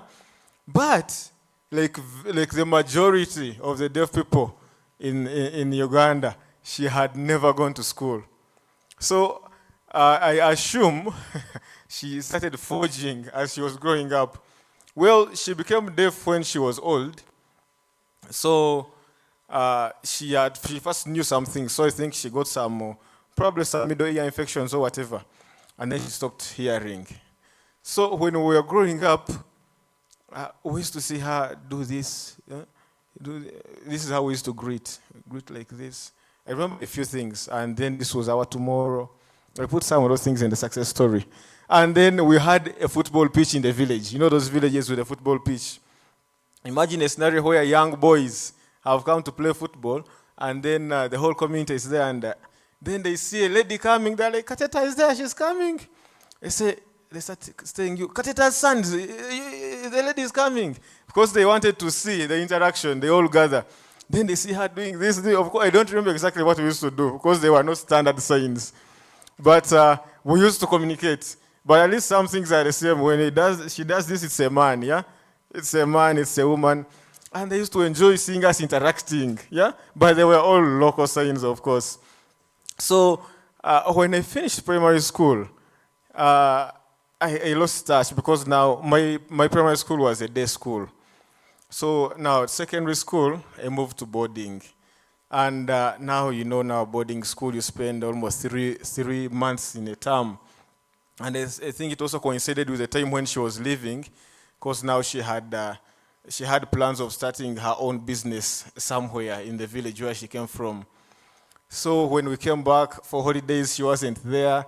And gradually, by the time I finished senior 4, I could not remember anything. In fact, when we would meet on functions, I would feel so shy. I want to communicate, I want to do this, we are happy, we are hugging, but I fail to pass on what I want to say. And it touched me so much. So when you told us that there is sign language, there's a lady called Kaswiti. Yeah, so I think she does a course in laboratory, and so since they come to the pathology department, to that laboratory for practice, she always used to tell us, guys, there's sign language. Then we ask her, she comes and she shows us some signs and we become very happy. I said, I have to apply. And so when I saw that email saying you've successfully been given, I was so happy.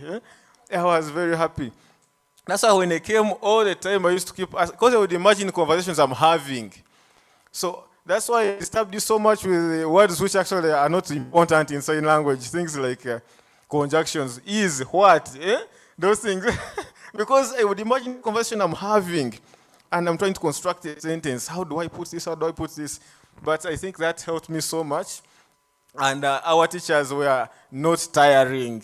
You ask them, they reply. You ask them, they reply. They give you tricks to use and all that.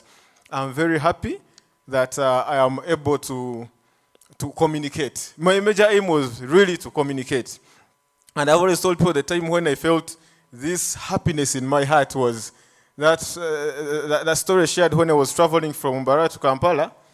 And then there was a gentleman, a very smartly dressed gentleman actually, who was sitting behind. You know, I usually like sitting behind, not on the last pew, but on these other ones here. So as I was there, I saw some two ladies coming in, you know, the youthful energy of girls around these days. Came in together, and they told everyone in the bus, we want to sit together. Yeah, they have come later, and the bus is full, it's almost going. And now they came and they were trying to squeeze this gentleman, telling him, you move, shouting. And then we heard a lot of commotion in the bus. Then it had some muffled sounds, you know, those sounds of someone trying to communicate but they can't. Then I look behind and someone is using sign language to explain to these guys. And no one was understanding. So I was like, at that moment, this must be the reason why he did this. Yeah, I moved in and of course there's some pressure, but the fact that no one else knows sign language, they won't know that you failed to say some things. Yeah. So I try to, you know, tell him this is what they are saying, so they are saying. And later I realized that actually the gentleman wanted to sit behind, but in the middle where there's this corridor, yeah, so that he can look direct through the windscreen, the driver's windscreen. And maybe he can see whether there's a traffic jam or whatever, to see where he's going. And these ladies, for them, they thought just telling him to push the other side to the corner, for them it is okay. Someone explained to them and the things were okay. Everyone understood and the situation calmed down. I felt very happy. You can only imagine, you guys. The man himself, he felt very happy. You know, there's something you can look at, you can see on someone's face and you're like, this man has also felt it. He was happy that someone could understand him. And even along the journey, yeah, you know, talking about things, you know, there's a herbalist who on the bus. To use like the last maybe 15 minutes of the journey to sell something for cough, something for ulcers, yeah. So we even started discussing about that. Actually, when Charlotte said finger spelling is important, I'm very happy that you guys taught us finger spelling in the first lectures. Because these things sometimes are not there. And then all you can do is spell the word. And now the guy can read the word. So I started spelling things like this is made of with charcoal. Charcoal, then this one is this, and the conversation was moving. We are very happy. Up to now, that moment will never go out of my head. And I thank you very much, the administration, and everyone who has been with us in this journey. Thank you very much. You have given us a very life-changing skill. It's very life-changing. On top of the other things they talked about, the certificate itself is very important for employment and that. But communication, you will feel very happy when you can communicate or when you can help. There is another patient that Isha Brian took us to. I think this is a case that we talked to the dean about, the HOD of Gain about. I'm sure Professor Ngozi might also know that because that is your department. This lady is deaf and dumb, and of course people couldn't understand her. And she came to deliver from the referral. But I think no one realized. Maybe they thought she was showing off. Some teenager who is in adolescence and trying to show off. But she was there for some time. Even when they put her on the theater list, we are told she spent very many hours that we didn't expect. But we think it is because we didn't have people to help interpret. Later we realized, and I think it was Teacher Brian and Charlotte, who, you know, the lady Abigail, who started helping, and then things moved on very well. And then you find, the problem is, you can't stay there with the patient throughout the night. And the funny thing is that even the parents of the lady don't know sign language, yeah? So they took the child to school so that she can learn to communicate with others. But for them being adults, they found it very hard to learn. And even at home, they use more of lip, can we call it what, lip singing? Huh? Yeah, so if I come and say, lip reading, thank you very much. If I say, Nabon, huh? You may not hear, but you see I'm saying Nabon, yeah?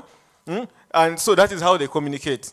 But when now you come in and you know sign language, you calm down the situation, you explain everything, and the patient herself is very happy.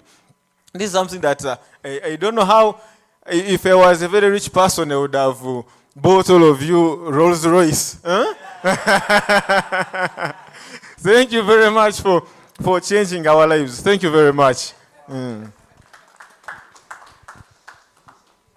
I pray for you to get the man and you buy us the Rolls Royce. It's not a Rolls Royce anymore, it's a Rolls Royce. Oh yeah, he's not gonna steal. Oh, why?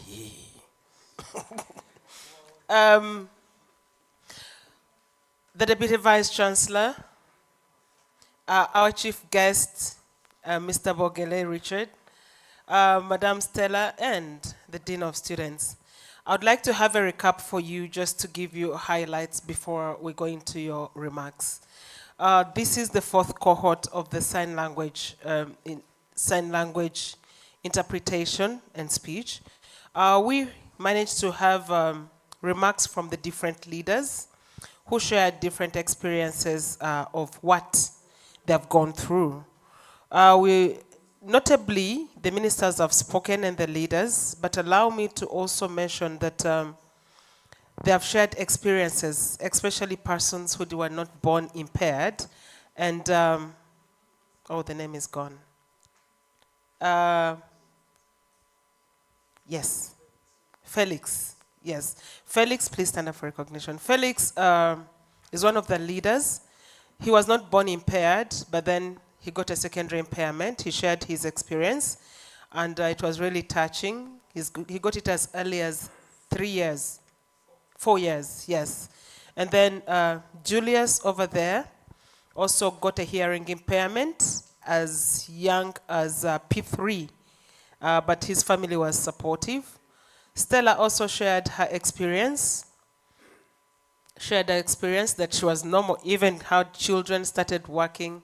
Just woke up one morning, she could not speak, she could not move. This has led us to an environment of thinking that we are all candidates of impairment at any time. We just ride on the glory of God. Mr. Vice Chancellor, here present, we have realized that the audience has diverse graduation capacity, in the sense that it's not only masked people. I'll quickly go through this. We have people from the Uganda Police. Please cheer them up as I read them. The Uganda Police. We have teachers, primary and secondary. We do have people from prisons. Not the candidates there, but they are leaders there. We do have someone from the judiciary. We do have someone from the innovation sector, that is CAMTech. We do have the congregation sisters of the Ladies of Good Counsel. We do have a student from St. Joseph's, Bishop Stewart and Moobs. We do have a staff from Mbarara Regional Referral Hospital. We do have people from the eye clinic, and these are postgraduate students and international students as well. We do have someone from the journalists. We do have someone from the chairpersons of Mbarara City Deaf Association. We do have someone from the advocacy.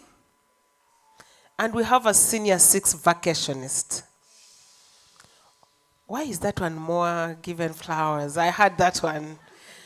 We've had experiences from the different cohorts who have shared their experiences. And without that, the first cohort, 43 students graduated. The second cohort, 53 graduated. Then the third, we had 57. Today, you're graduating 75, giving a total of 226 graduates in sign language. These are working in different organizations, especially in churches and media, especially the TVs in southwestern Uganda. Allow me notably to also recognize my co-MC, Mr. Dennis, Honorable Dennis Mushabe. Not only he's always smart, don't misunderstand that.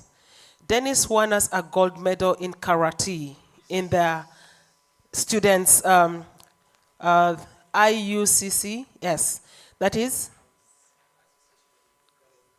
yes, the sports in the in the country in December. These are the students that were flagged off by the Vice Chancellor. And knowing that he's a student with impairment, he brought a trophy home, and that is a gold medal. It goes without mention that the community has picked interest in sign language, and MUST is at the front line of bringing the community to MUST and MUST to the community. We believe that administration, if this is reported to top management, this is a soft skill that is giving our students advantage. At a certain time, I know one of your passionate leaders who is living here was requesting that we incorporate sign language into the curriculum of the university.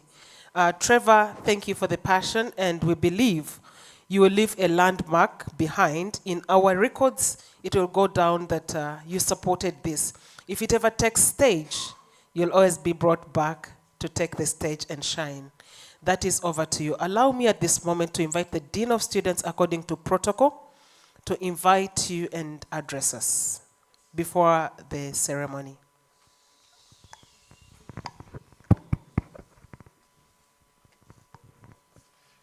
Thank you, Angela.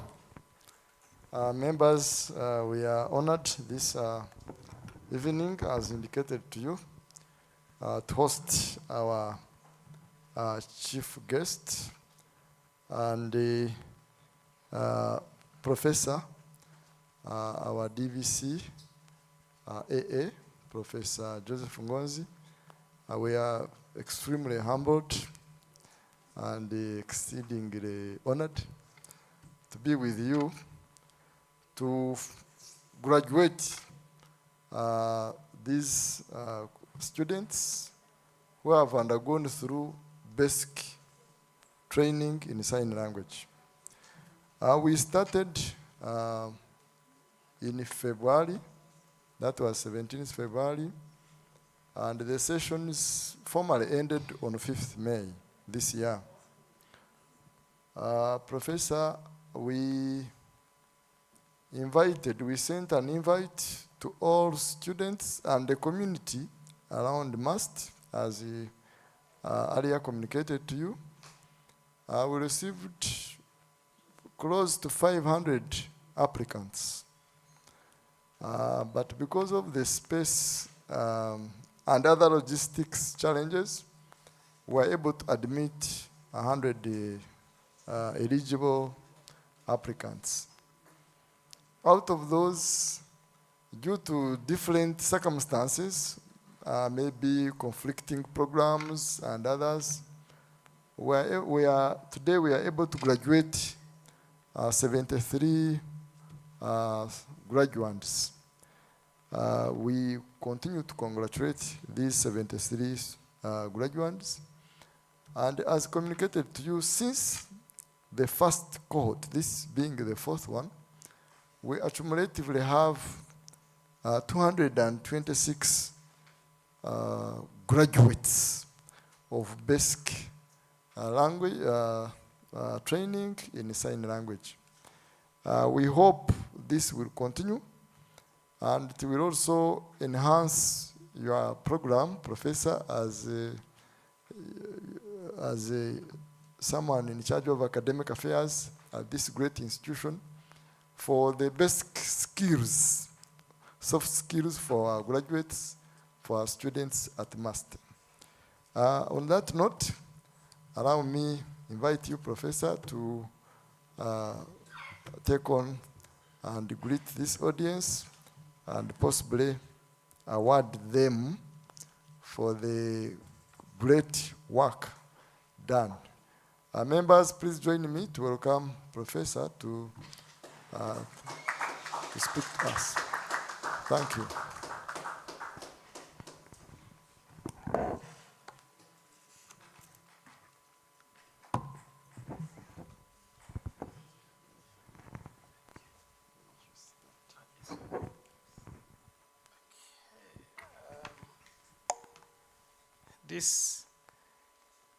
This pulpit is taller than my natural height, but nevertheless, after getting a few sign language signs, I'll be able to grow taller. The Dean of Students, together with your team, the team of trainers, the participants,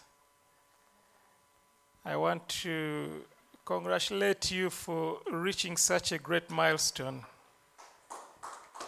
Congratulations.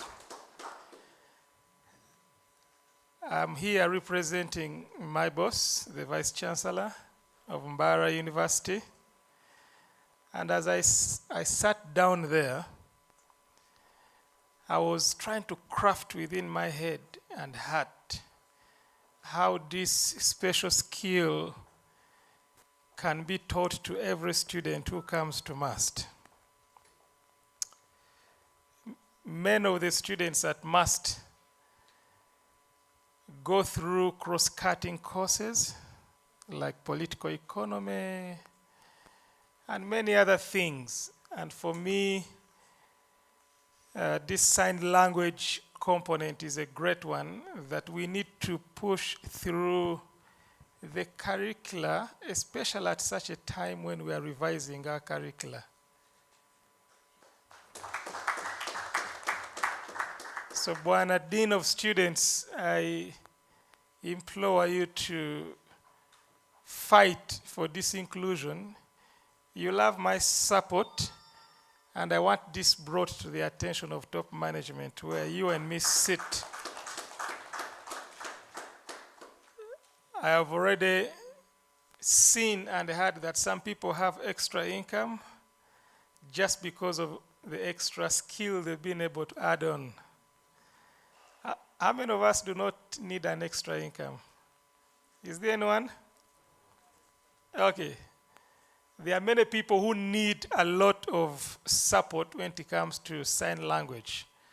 I've dealt in my practice with a number of mothers who are deaf, but then they need care. And I remember one particular one who was in labor. And she came, she was trying to signal how she's feeling. None of us was understanding. And the next thing I saw were tears running down her face. And 2 hours later, she gave birth to a baby girl. I felt so bad that I could not communicate effectively. For the next cohort, depending on the program, please alert me. I would love to be part. When a dean of students, I want this soft skill. I was told that today some people are graduating. Having a cohort of over 200 people graduating is no mean achievement. I listened carefully as my sister Angela was speaking about the different people represented here, and I saw the need for us to to encourage everyone in Uganda to learn the basic skills of sign language. I've also learned that sign language is not merely a tool of communication, it is a language of identity. It is a language of culture and deep connection. When people feel that they are understood, they are able to open up their hearts to speak even more. In the journey through school where I've been, I've met people who need such support. In secondary school, I studied with one of the people who have become a great icon and advocate for sign language, Ambrose Murangira. So he's a council member at MUST. And so initially it was hard for us to understand what he would be communicating. And people would shun him. People would not find any reason to come close to him. So I took time to become his friend. He was younger. And somehow he would communicate, and most of the times I would not understand. All I could offer would be a smile and a hug. Okay? And I would feel the hearts connecting, but then we are not understanding each other very well. I would go pick out a gift from the canteen, a loaf of bread, and then bring it to him and say, Ambrose. And I leave him, and before I would leave, he would give me a very tight hug, and he gives me a smile. What a great fulfillment that was. I pray that each one of us will be able to learn this language. In learning and mastering it, you have chosen to stand for equity and understanding in our communities. Our communities sometimes can be so rough to these people. They don't want to know. They have no time. Humanly speaking, we need to find time for everyone. Just because we are all still having the breath of life, we need to be considerate of each other's impairments and support each other. You've chosen to give voice to those who are too often unheard. I see people at ceremonies and on TV stations laboring to deliver the message that the eloquent speakers are churning out. And at first I used to ask myself, why? Why is this one being paid to be there doing like this? And until I got one of my relatives who could not actually hear. And as she was watching UBC, she was so excited. And I'm like, okay, what is she understanding? And she kept making certain signs, and it's my hope that we shall continue to bring smiles to the most unreached, the most unheard people within our communities. And as a university, we are committed to, picking out some of those rare skills that not every other university is bringing on board. Stella and Ambrose, we really want to support you in this endeavor. Let us know what we can do. Let us know what voice you want in addition to yours, and we shall be there to make the noise. Stella, you sit on council. If you want an additional voice, which I know you want, please count on mine in the University Council. As a university committed to science and technology plus community transformation, MUST recognizes the importance of inclusive education in national development. We don't want to leave anyone behind. We are proud that this program continues to strengthen communication between the deaf community and the wider society, particularly in schools. I've had prisons, police, in church, in seminaries, in homes, public institutions. I wish to commend the teachers. I've heard of names here being mentioned. I want to add my voice to say thank you for your commitment to this particular portion of life learning. To the graduates, As you leave this ceremony, you remember that your responsibility extends beyond just a personal achievement. Getting a certificate may enhance your employability, but it's beyond that. It's beyond the wallet that is going to be filled with additional income. It's about touching lives. The world needs compassionate professionals who can promote inclusion and defend the rights of people with disabilities. Can you imagine a newborn, if there's no one who can fight for them and you leave them to fend for themselves, the following morning you'll find them dead. So let's be there to extend a heart that the Creator has given unto us. Let's give it out to other people that can appreciate and benefit from the skills that God has given us. The journey has not ended today, and as we celebrate your achievements, we reaffirm our commitment once again as a university and of course as a nation to a future where everyone feels they are catered for. Finally, on behalf of MUST management, I congratulate all those who have gone through the training upon this important milestone in your lives and in the lives of those who are waiting for your services. We are proud of you. We look forward to the positive impact you will make in Uganda and beyond. So go as you feel nice. Remember that there are those who are waiting to benefit from your countless hours of learning and practice, doing homework, and treat that certificate as the evidence of your qualification to impact humanity. When you have no individual you are impacting, you deserve to do what? To go to the grave. And I'm not sure that any one of us here will be happy to head that way. Let us go out and we love God's people, support God's people. You never know that their Creator will remember us also at our points of need. Succeed we must. Thank you for listening to me this evening.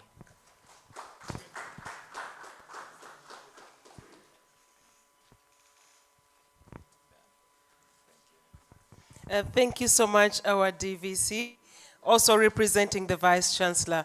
We're going to the award ceremony.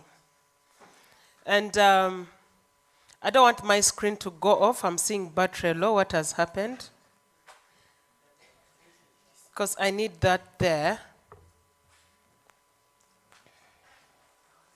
As my technical people are trying to help, our chief guest, you're going to address us after the ceremony. But I would like to bring to your attention that during the graduation of Mbarara University of Science and Technology of the year 2020, it was a COVID graduation with few graduates. Usually, we invite the best students in every faculty. To my surprise, the best student in the Faculty of Business was a lady called Chirabo. Chirabo got a first class, but she was impaired. She could not hear. She would lip read the lips of the lecturer. She got a first class. When we wrote about her, the journalist picked interest in her. She was given a job at the Ministry of Gender. So sometimes, when you open up about something, this girl said she was scared of opening up because she didn't know how she would be treated. That's why she would sit in front. But I think Monitor is the one that wrote about her, and then it exposed her. I'm making a public request and a whisper to Sunday Bright. Management is so busy. Everyone would love to have this sign language. DVC, I know your Mondays are not so packed. If you can give Bright 1 hour to come to your office and teach you basic sign language, how is that, Bright? And when you do that, I'll push you to the Vice Chancellor's office. 30 minutes every day. The logistics, these guys, they are mongolized. With the logistics, these guys are mongolized. They sent a delivery bab.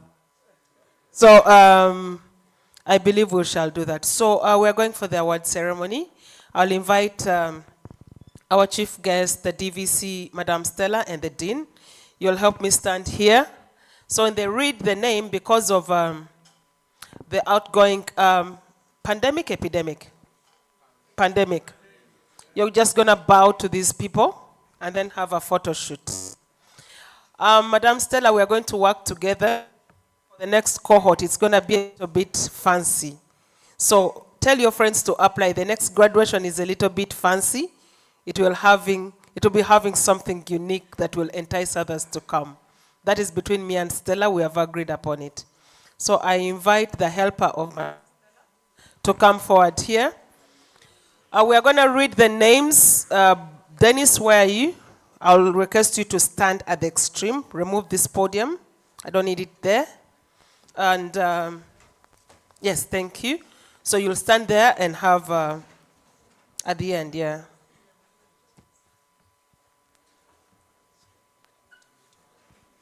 We're going to read your helping Sunday there. These ones are coming.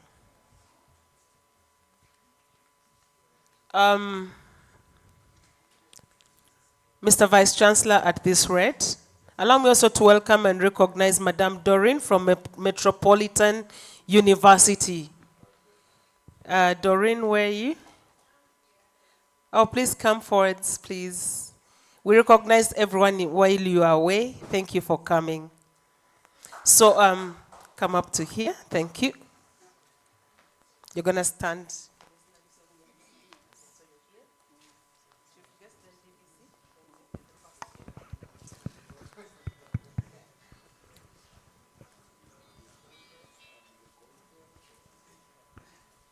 So I'll request one health person to at least I'm saying you salute our Deputy Vice Chancellor just like that. No handshake because of Ebola. Thank you. Yeah. So she has already done what we are supposed to do. Hey, no whispering. Madam. So when they read your name, you come, bow to the persons, and then the last person, you'll handshake, but we have sanitizer for him. Yes, he has to take the risk because you have to take a photo with him. So the first person? Yes, the first person starts here. Okay. So do you want a demo, guys? So graduate me. And the first candidate is? Me. Okay. Yes. The first candidate is Madame Angela. No, there's no Madame on that certificate. and the next one is Ankunda Innocent. So Ankunda, this is how you're going. So you come here, bow to them, bow to them. My camera guy is not asleep, bow. But because of this screen, I need the screen back. So this one lights in your face to spoil it, but you handshake, receive the certificate so that the photo shows the graduation. Okay? So you'll handshake here, take a photo moment with the sanitizer. Who is helping me? The sanitizer at the back here? Yes, come and help me stand. Oh, he has said we can bonga. But then how do you hand over the certificate? You can't avoid it. We shall treat you. Okay, so the first person that was read. Do we have Ankunda Innocent? Okay. We should have sorted them out, the ones who are there. Butes Penina. Penina is around. She's our lady from the High Court of Mbarara. From the High Court. Oh, yeah. So justice came first. Yes. Ladies and gentlemen, let's put our hands together. No, we're giving her, you start here. Yes. Take a bow, take a bow, take a bow. Yes, take a bow. You know when you're the first, you get all the photo moments. Should be followed by Akankunda Immaculate. Immaculate, it's your time. Next. Let's try to be swift. Nekesa Brelia. Let's have faster, faster, faster. Nekesa, it's your graduation day. Congratulations. The next one, please. Silvia should follow Brelia. Okay. I'll need to Sylvia. It's there. Tuliamushanga Catherine. Our nan. Mareka Emmanuel. Maleka. Ah. And yet to come in an Arsenal jersey. Maleka, go and wear a coat. Maleka, go and wear a coat.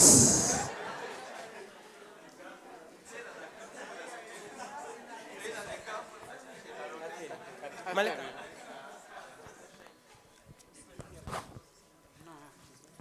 Maleka, Bamwanga Geoffrey should follow. Maleka didn't have to come in an Arsenal t-shirt. Bamwanga Okay, move. Geoffrey. Get moving. Yes, take a bow. Kasule Michael. Maleka, we are doing this like at the implementation science. What has happened to the screen when Maleka is going to shine? Bukenya Ramsey. Bukenya Ramsey. So they stole the trophy, eh? Okay. Where is Bukenya Ramsey? We need the screen on. Please give Maleka his shine. Ninsima Irene. Yes. Benja. Where is Ninsima Irene? So take a bow. Masereka Lukando.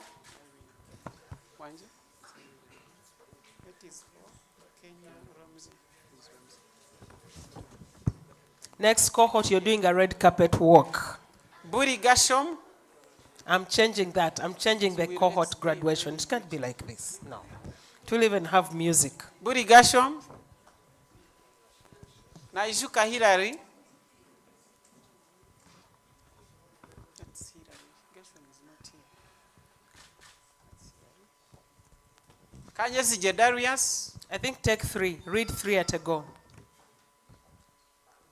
Gibonyi Emma Mudoko. Emma is around. Namudu Rahuma.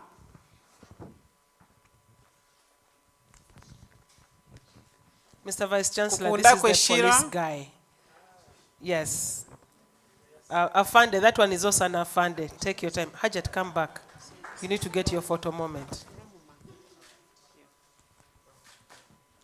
Take a bow. Take me 3. Kwase Godwin, you should follow Shira. Godwin, at Kwase Godwin. Godwin is from St. Joseph's. Godwin, thank you for coming. Be our ambassador there. He aspired to be the guild president, but his votes were stolen. Akero Bajenda Helen. Oh, Helen is not around. Congratulations to Helen. Ayevare Doreen. She's our lady from Metropolitan. Oh, Doreen, thank you for coming. I hear she's becoming a VC for the new university very soon in Ntungamo. From your mouth to God's ears. Tayebga Tracy. Tayebga Tracy is from Mobus, Mbarara campus. Tracy, thank you for being Tejerize our... Yona. Yes. Follow Tracy. Where is Yona? Yes. Tracy, we can adopt you in must, so you can keep moving. Nahabge Apofia. Mushabe Florence should follow Apofia. And Florence has a hospital. She normally takes care of the deaf people there. Thank you so much, Florence, for Yeah. being an ambassador. Yeah, she's coming. Oh, she's coming, okay. Yeah, she's there, that lady. This Tumwikirize graduate, Wilson. Smartest graduate so far. Thank you for That's coming. Apofia. Tumwikirize Wilson. That's Florence. Florence, Tumwikirize thank you Wilson. for being an ambassador. Abdul Karim Ismail Gaboti. Yes, why is he so favored? That's the ophthalmologist. Yes. I think he has made friends with everyone. I interacted him in a local language that he knows. Reba Hanu. That's the only Chinyankole word he knows. Zumura Misho. Atile Rachel. Where is Rachel? Yes, Rachel is from Bishop Stewart University. Thank you, Rachel, for coming. Bloge Haman. Yes. Nakalembe Swabra. Where is Swabra? Swabra, wherever you are, you're next. Asimwe Christine. Yeah. Asimwe Christine. Thank you. That's for Swabra. Where is Swabra- Christine? Swabra, you start from that side. Swabra wanted to pick it from the kitchen. Christine is a teacher from BSU. You start here and you bow. Yes. Mubangi's Brian. No. Take a bow. Yes. Just face them. Where has she been? Okay. Oh, sorry. Okay.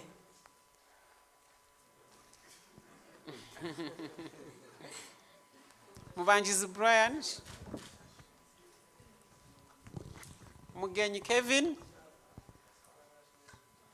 Where is Mugenyi Kevin? Yes. Kevin is also developing a software that interprets sign language. Yeah, he's doing software engineering. Yeah. That's for Brian. Brian.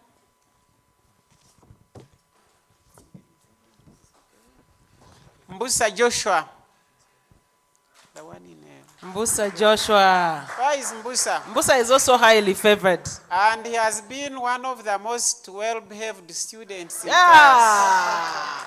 Yes. Joshua is from the hospital. Yeah, he's so nice. Mbusa Joshua. Adiero Anita Agatha. Guys, thank you for being smart for the graduation. You people are all smart. Adiero Anita Agatha, we have another triple A. Triple A 1, 2, 3. And Anita is a daughter to the head of the, that word. So she's a daughter to the head of the ophthalmology department. Anita, come back. Anita, we start from here. Madam Angela's place. Warugembe Sulaiman. So she's from Dr. OJ? Yes. Okay. She's a daughter. Okay, take a bow. To see Jesse Bajenda should be next. Do we have Warugembe Sulaiman? Jesse Bajenda. I know Jesse. Amanyire Raymond. Raymond is around, yes. Good. Raymond is around, okay. Echampire Maureen should follow. Where is Maureen? She's also our teacher. Congratulations, Raymond. Yes. Maureen is a teacher. Katushabe Betty Tiberonwa is also a teacher. Good. Owirangie. Aimbe Mary Sandrine. I think I've seen her somewhere. Yes. She's thick. Semfuma Nicholas. Congratulations, ladies and gentlemen. Please keep shielding them. Yes. Thank you. Nicholas. Yeah, Semfuma Nicholas is a physiotherapist. Ojok Isaac. In fact, physiotherapy needs sign language. Yes. The pain there. Oh. Mr. Ojok has also been so good. Good how? In trying out things in sign language. He doesn't give up. Not time management? No. Sebaru Joseph. Where is Joseph? Sebaru. The one who he gave us a success story. Oh, okay, yes. I remember as Sharon. Sebaru is also a good MC. Sharon. Yes. Aishuka Brenda. Brenda is a teacher from Isinjiro.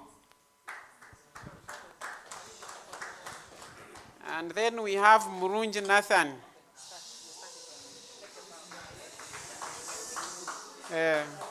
Nathan said that he's happy, so I expect You come while smiling. Oh. Yes. We have another smiling machine here. Way Natasha ya. Arinda. Take a bow. We have another Natasha Arinda. She's also ever smiling. A team Priscilla. Yes, This is her, yeah. This is Natasha's here. yeah. Thank you for coming all the way as a teacher. You make us proud. A team Priscilla should.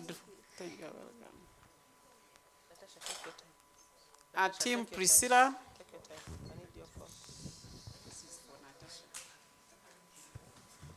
Seluga Peter Rubega.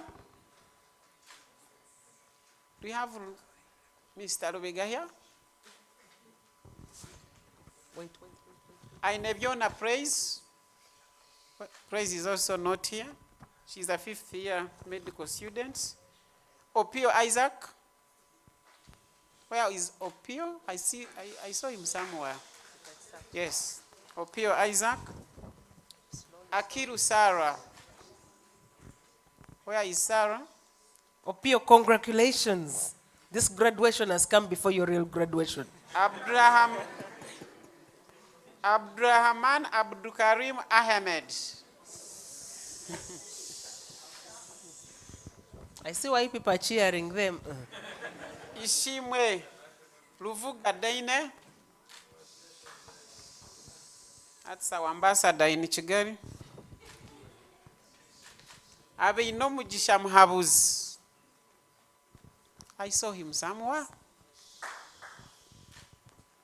Very soon he wants to be a father, a Catholic father. This one? Muhabuzi. Oh, okay. This one. Atwonjire Marion.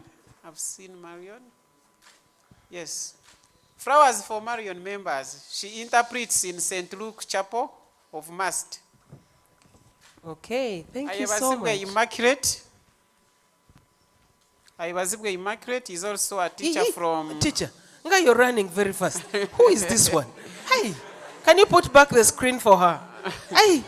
That's Dine. She's our ambassador from Rwanda. This one? No, the one holding a certificate. Okay, that's why she was running away. Yeah, that's Marion. The one interpreting in St. Luke's. Yes. Then followed by Immaculate. She's a teacher at St. Arosius in Nyamtanga.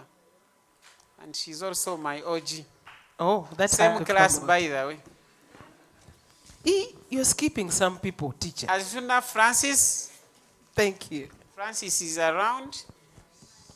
Mwesigwa Timothy Puchi should be. Where is Mwesigwa? Yes. Thank you. Once again, I appreciate all of you for being smart for this event.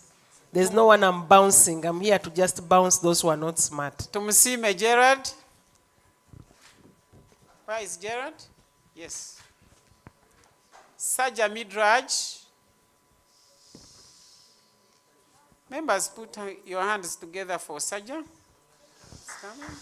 He has been helping us in class. He has been interpreting. So he graduated before? Yeah, he's good. Atuyambe Anoshiet. Take your photo moment. Where is Anoshiet? Yes.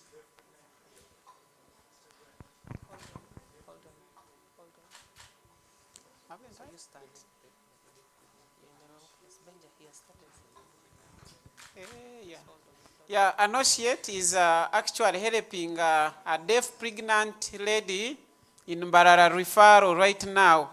So she's the contact person for that lady. Whenever she comes, she looks for her. This is who again? She's Anoshiet. DVC. Yeah. You need a double handshake because they are helping your client. Yeah. Yes. Yeah, the lady had a lot of issues. She has a story to tell. I wish you could sit with her.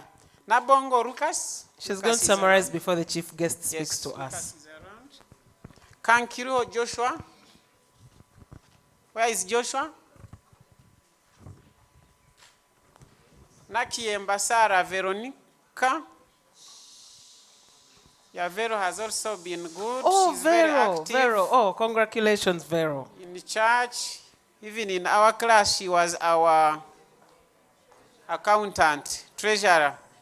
we had a party, a get-together, and she was the treasurer.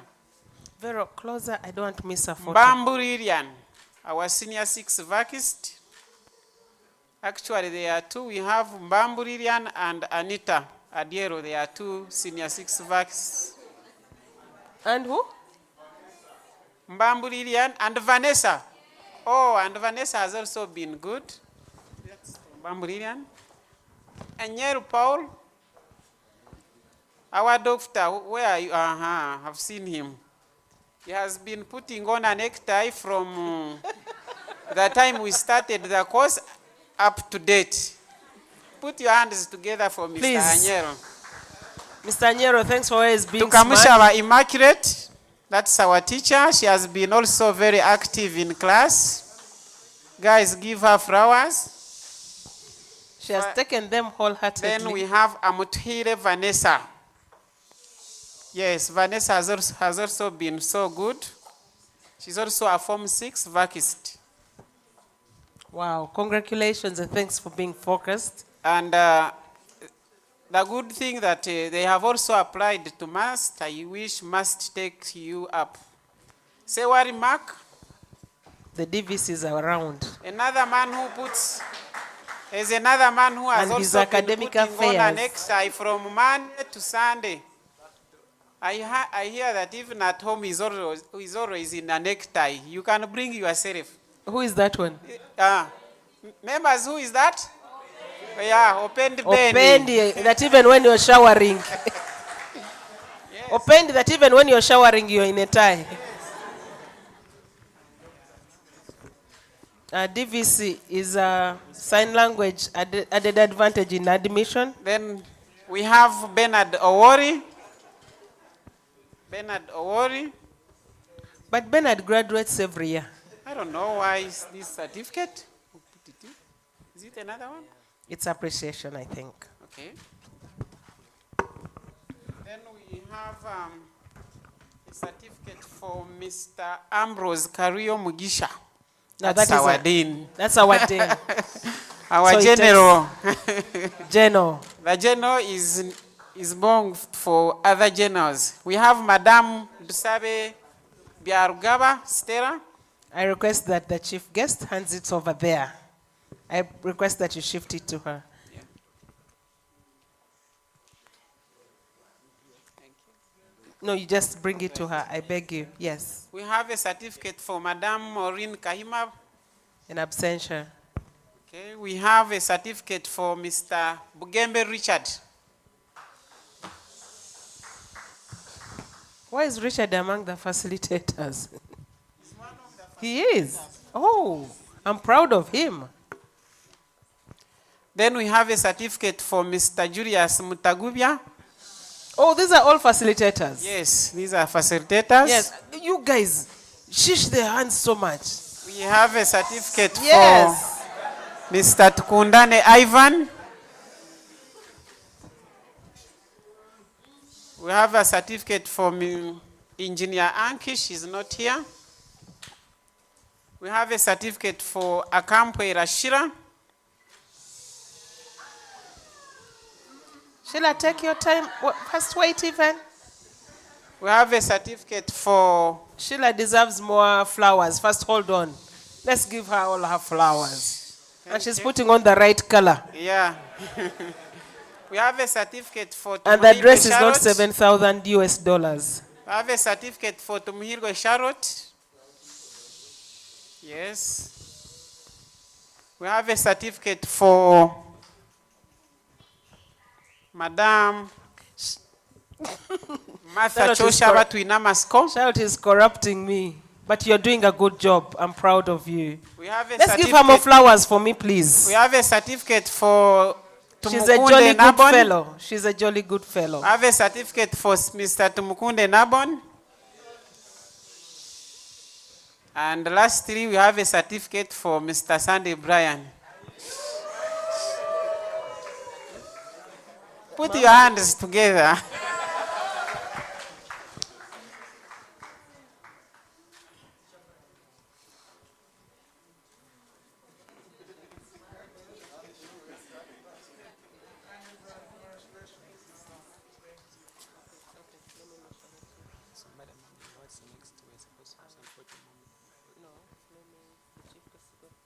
I request our people to go and take their seats. Thank you so much.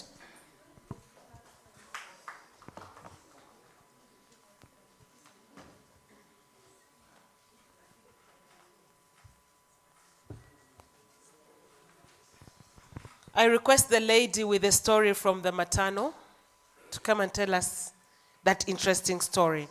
Madam Stella, there's been a public demand and the Dean of Students. Chihumuro is left out when these opportunities come. Can the next classes be in Chihumuro, please? Yes. We have over 1,200 students there. We're requesting that the classes are held there. Think about it, it's an appeal, it's not a command. We can actually say that we can give them transport. We can say it's there and only 3 people register. But we're going to advertise this. So please introduce yourself and tell us how the story began. Thereafter, we shall have our chief guest. The Dean of Students invite the chief guest. And then we'll have photo moments. Everyone has had their photo moment. Introduce yourself and tell us how the story started. Good afternoon, everyone. Good evening, sorry. My name is Atiyambe Anoshet. I'm a student nurse. Okay, sorry. I'm a student nurse offering a bachelor's in science, nursing science at Mbarara University. I'm actually a diploma nurse by profession, so I'm upgrading to get a bachelor's. Recently, we had ward placements and were taken to maternity.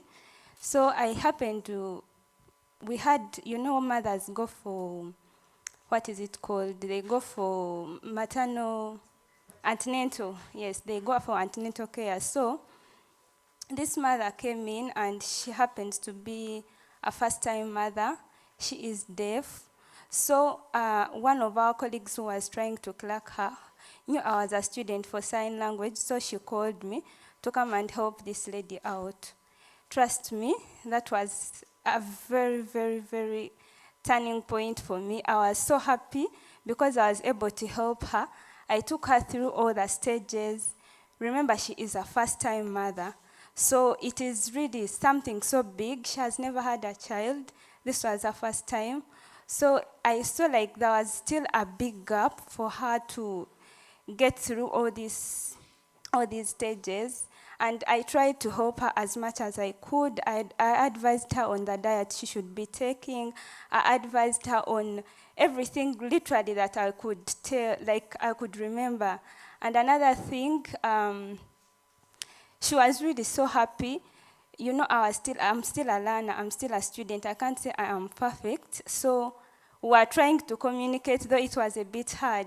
So at some point, we would maybe write down, of which I saw like I really still needed more skill when it comes to communicating with a deaf.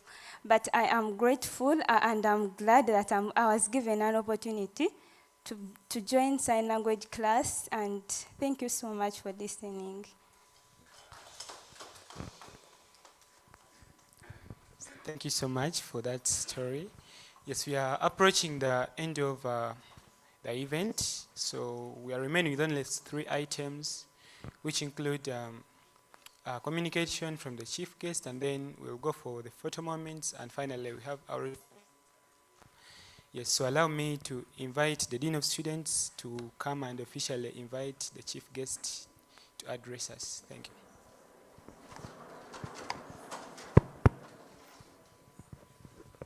Thank you, Honorable Minister. On behalf of the Dean of Students, we want to thank our chief guest for honoring our invitation. Let's give him another round of applause, members. Good. Yeah. Thank you. As requested, our chief guest, Professor Ngonzi, we kindly request you to come, give us final remarks, and as protocol allows. Sorry. I'm told the chief guest is Mr. Bogere is the keen guest. Yeah, sorry. So, Mr. Bogere, as a key guest, please come and give your key message. Our chief guest, Professor Ngozi, Mr. Bogere is the head of PWDs in Mbarara city. Yeah, and he was with us at the caregivers training, and now he is with us. He supports our cause of inclusivity. And join me members to welcome our key speaker who will give us key messages on how we need to continue driving the message of inclusivity. Let's give him some welcome signals. You're most welcome, sir. Thank you. Thank you.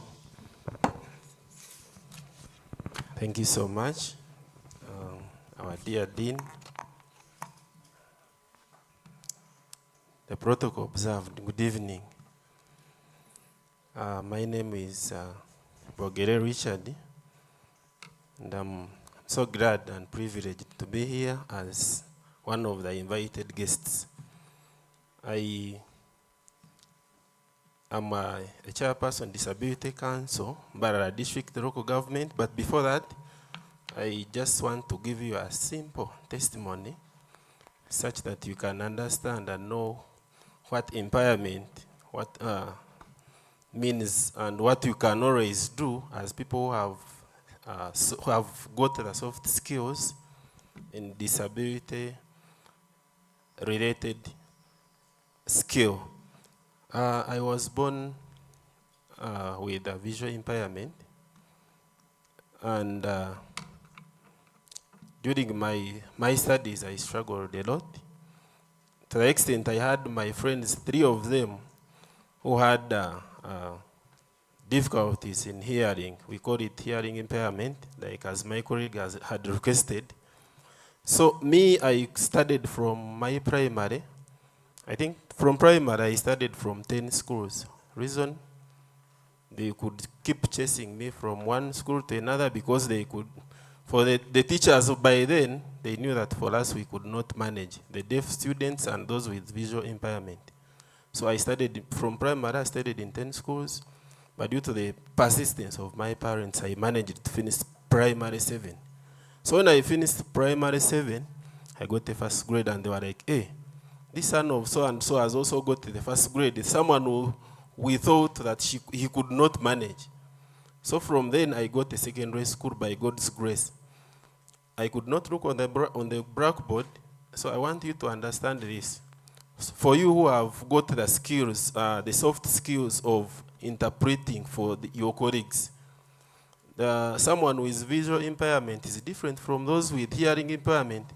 I can just be here, listen to whatever you are doing, and put it in my head. But those ones with hearing impairment, it becomes difficult for them because some of they would use they call it lip reading. Just read the lips. If they fail to grasp, that is all. But for us, we managed. When we completed S4, we also got another secondary school. We completed S6 up to the university. After our graduation, those people were like, these people are not going to make it in life. And actually, 4 of us, the 3 who are deaf, and me with visual impairment, we graduated in the same year. So we are from different sub-counties, and on our graduation, we had one graduation party. One.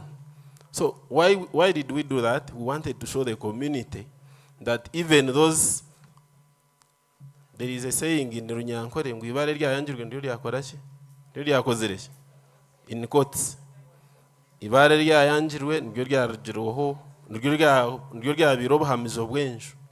so the perception the community had in us by then, it changed on our day of graduation.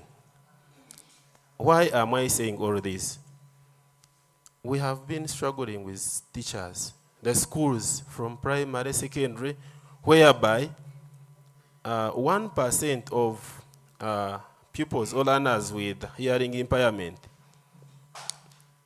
actually less than 1% are in school. But there are many in our communities. One of the major reasons is lack of teachers in primary and secondary and even other institutions. So my dear, our dear graduates, you are very lucky for today. And the other ones who have graduated in other cohorts, because this is an eye-opener for you. If you take that certificate home and you sit on it, you will be wasting the resource. That is a very good resource. And even the resources at mass, you will have wasted them. So my humble appeal to you all the graduates is go and utilize the gift, the skill that you have obtained from this training. Secondly, I have not told you about my background. I work with a rehabilitation center here in Ruharo Mission Hospital, whereby we interact with so many people from different, actually people of different categories, people with different impairments. So it is a challenge to all of us, and even in the communities that we do come from, whereby you reach at the health facility in our communities, deep in the villages, you ask yourself, someone is deaf, someone is hard of hearing, goes to the hospital, none of them knows the sign language. In our hospital, we have only one person who understands the sign language. So the way we struggle, if that man is not around, and we get someone who needs to be interpreted, we struggle a lot. You find we get papers right, some of them we find they doesn't know how to read and write, then you find us struggling. But this is a very good opportunity. I think 200 people, more than 200 people is not a small number, and I appeal to MAST that we should continue with this.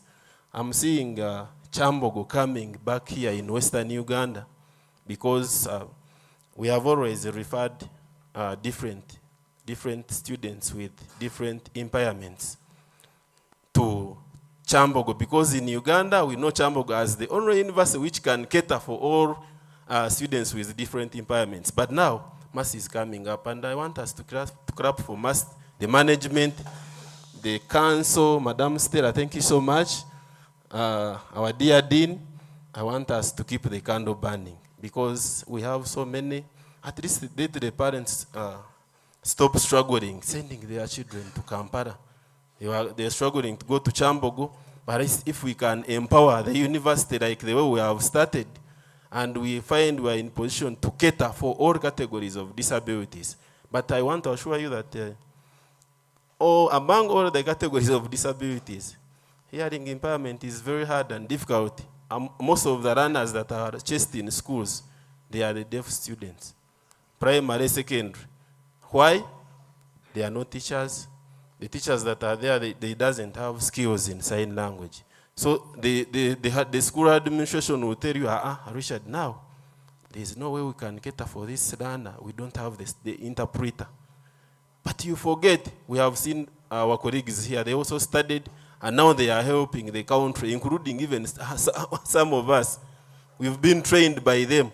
So you can imagine, if they didn't go to school, what would happen? Would you have been received their skills? Automatically, no. So I want to congratulate the graduates, and I want to give you these 4 things. 1, you go in the communities and shine in the following ways. 1, interpret. Be the interpreters. Interpret for the communities. Interpret in the schools. Interpret in community meetings. Interpret in hospitals, even if you're not paid. Because now, these days, we are living in a dynamic world, and the jobs are now competitive. But if you go on a certain health facility and they see you supporting, if you get time, at the time of recruitment, you never know if you are a nurse, they might consider it. So this so-and-so has been coming here and supporting us. He has this skill, the extra skill. That is the certificate you're holding now. Then maybe by God's grace you can be recruited. Secondly, you are the role model. You go and be role models in your different different sectors where you've come from, even if you're at the university, because when you look at the population of Mbarara University of Science and Technology, when you look at the population of Bishop Stewart, we have a student from Bishop Stewart. There are so many students, and they also need this skill, because I think there is no community without someone with a hearing impairment. I don't think we have that community here in Uganda. So meaning they also need that skill, but it depends on how you're going to convince them, motivate them by practicing what you've learned from this side. Go and be role models. Encourage them. They should also come to mass. But what should motivate them to come? If you get the skill and you go and sit on it, they won't be motivated. You've had some of the speakers here. They came. They got some extra. They got some jobs because of this certificate. You look at the certificate as if it is small, but my dear, this certificate is big if you put it into practice. Then, thirdly, you go and bridge the gap between those with hard of hearing and those that are okay in the whole world. Because I remember communication is very key. I'm just imagining, you just put yourself in the shoes of those people who are hard of hearing. Imagine we are here using the sign language, only and you don't understand the sign language. So just put yourself in those shoes of those people. If we came here and started using sign language only, would you, actually some of them would have moved outside. But the fact that we have sign language interpreters, and as we are speaking, so we are now looking at the inclusion. Everyone is catered for. This is what we call reasonable accommodation. So go and bridge the gap. How are you going to bridge the gap? If you have a meeting, make sure even if you're not sure there is someone who needs sign language interpretation, you go and interpret. People will be motivated. Then lastly, I want to encourage you that if you want to succeed in anything, the first thing is to have that passion and love. If you know you're here and you are forced, that maybe you came because of the influence of a friend, maybe a colleague forced you to join him or her, then you are in the wrong place.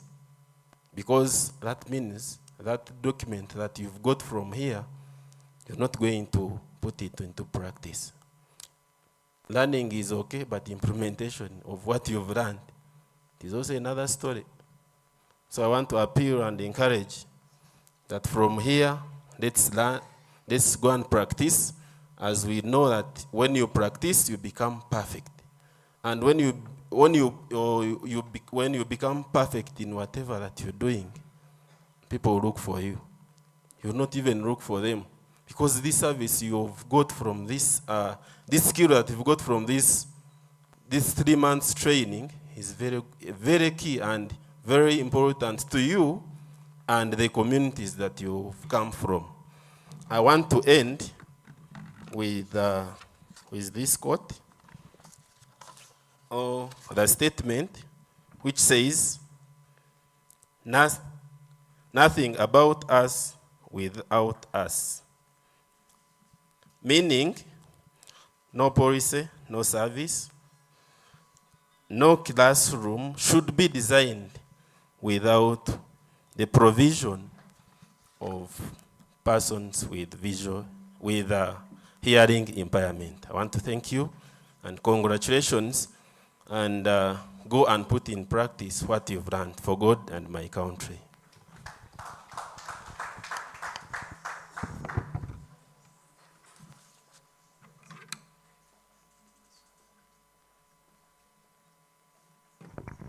Dennis, come we close this. Ladies and gentlemen, we've come to the end.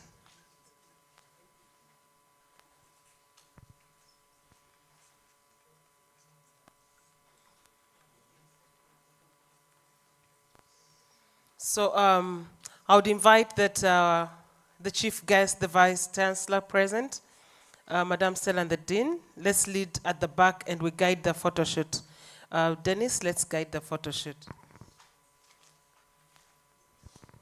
So as they are moving, who should go first at the back for the photo shoots? The graduates.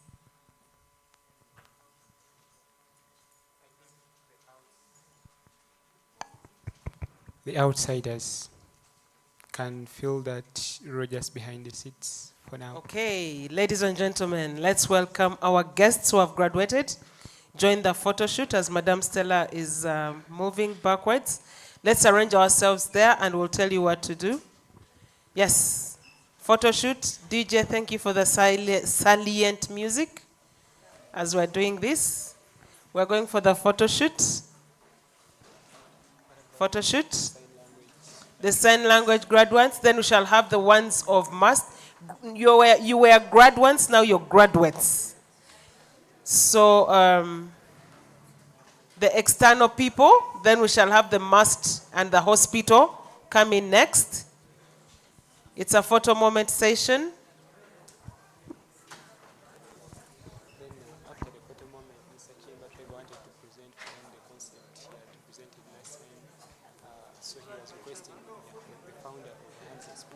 Yes, so we shall have Mr. Chiemba also speak to us. We are having the photo moment. Thank you. The mass team and the hospital, we together. How is it?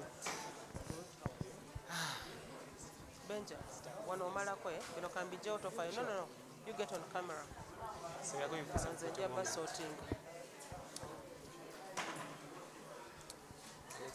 Otherwise, we are going to do it according to faculty, but I know Faculty of Medicine will have more. So let's take our external guests, please.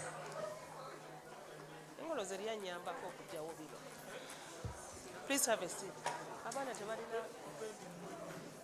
Open it. Okay, let's sit.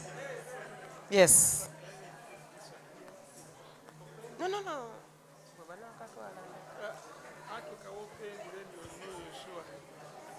Opendi. Our life is there. Opendi. Yes, let's have our seats, our guests, our external people. Sister, our justice person, please sit. Others, let's go behind the banner. These are external people first. The must people, just hold on first. Yes. Thank you.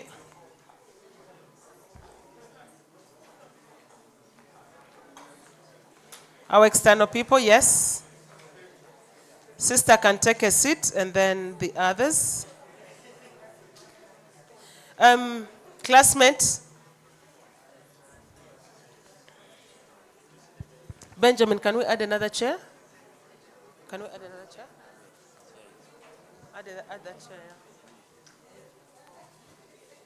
Yes, we're putting for her a chair. She had sat already. Just put it there. Yes, one person can sit. Push it in a little bit more.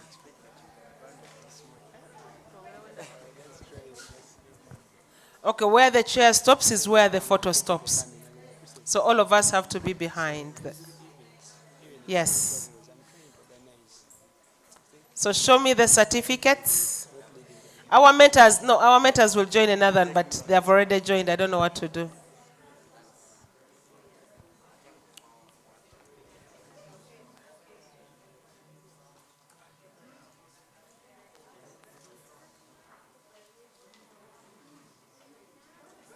Are you smiling for the camera?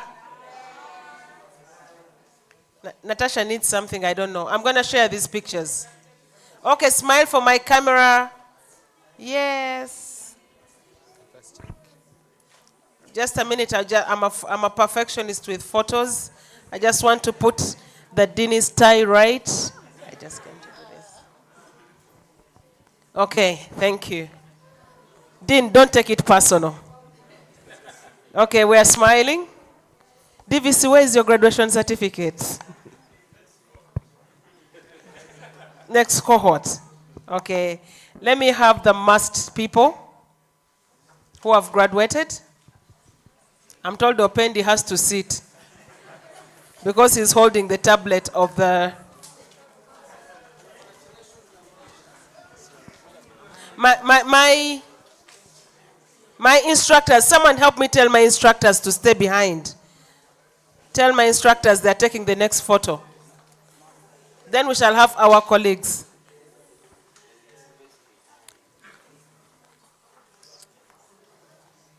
We shall not all be seen. They can't fit. We can't fit. How many of you are postgrads? Postgrads, get out of the photo. Postgrads, get out, yes. You're going to have your... Yeah. Postgrads, get out. Hospital staff, get out. Yes. Ours is special. Uh-huh. I thought Opendi is doing masters. You guys, stop dressing up like people ask for money, you don't have the money. Oh my God. You're a finalist? Okay. Now you smile, you're next to the VIP. Smile for my camera. Yes. Okay, now get out and my postgrad sit, stay. My Valentine baby girl modeling, come and sit and take this picture to brighten up my... Just stand behind them to bring life to the picture. Postgrad and all those who feel that have not been seen in this picture. Not Opendi. No, I don't want Opendi. Okay? No, the other cohorts are coming back later. Yes. Photo moment, show me your certificate, Sheila.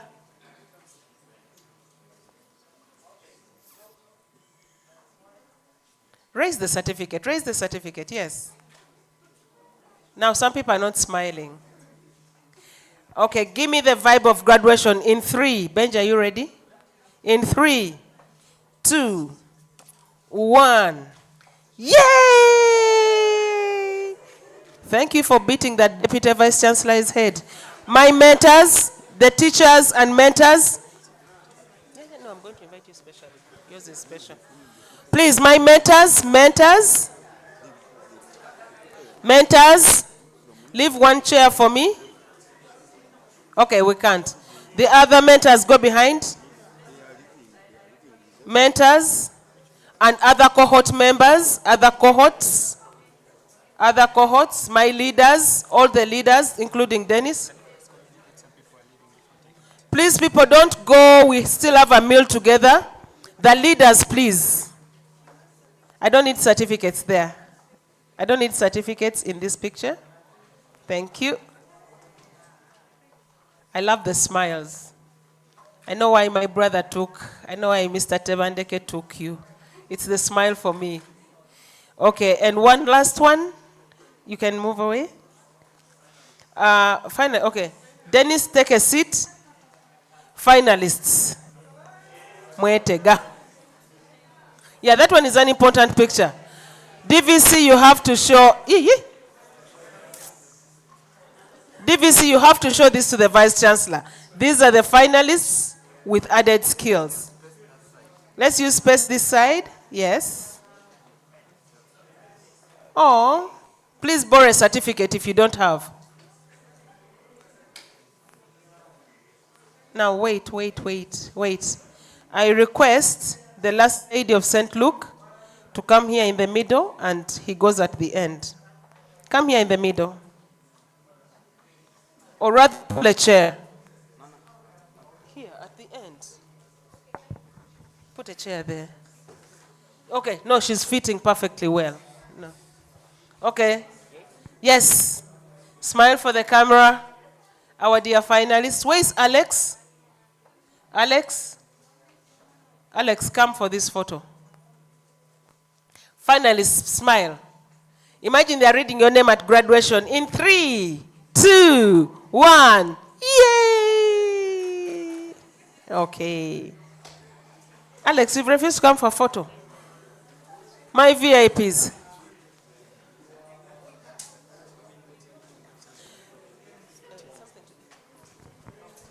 All right, thank you very much. Please don't leave before you have something for tea. Let's kindly go and get our tea just out there. Thank you.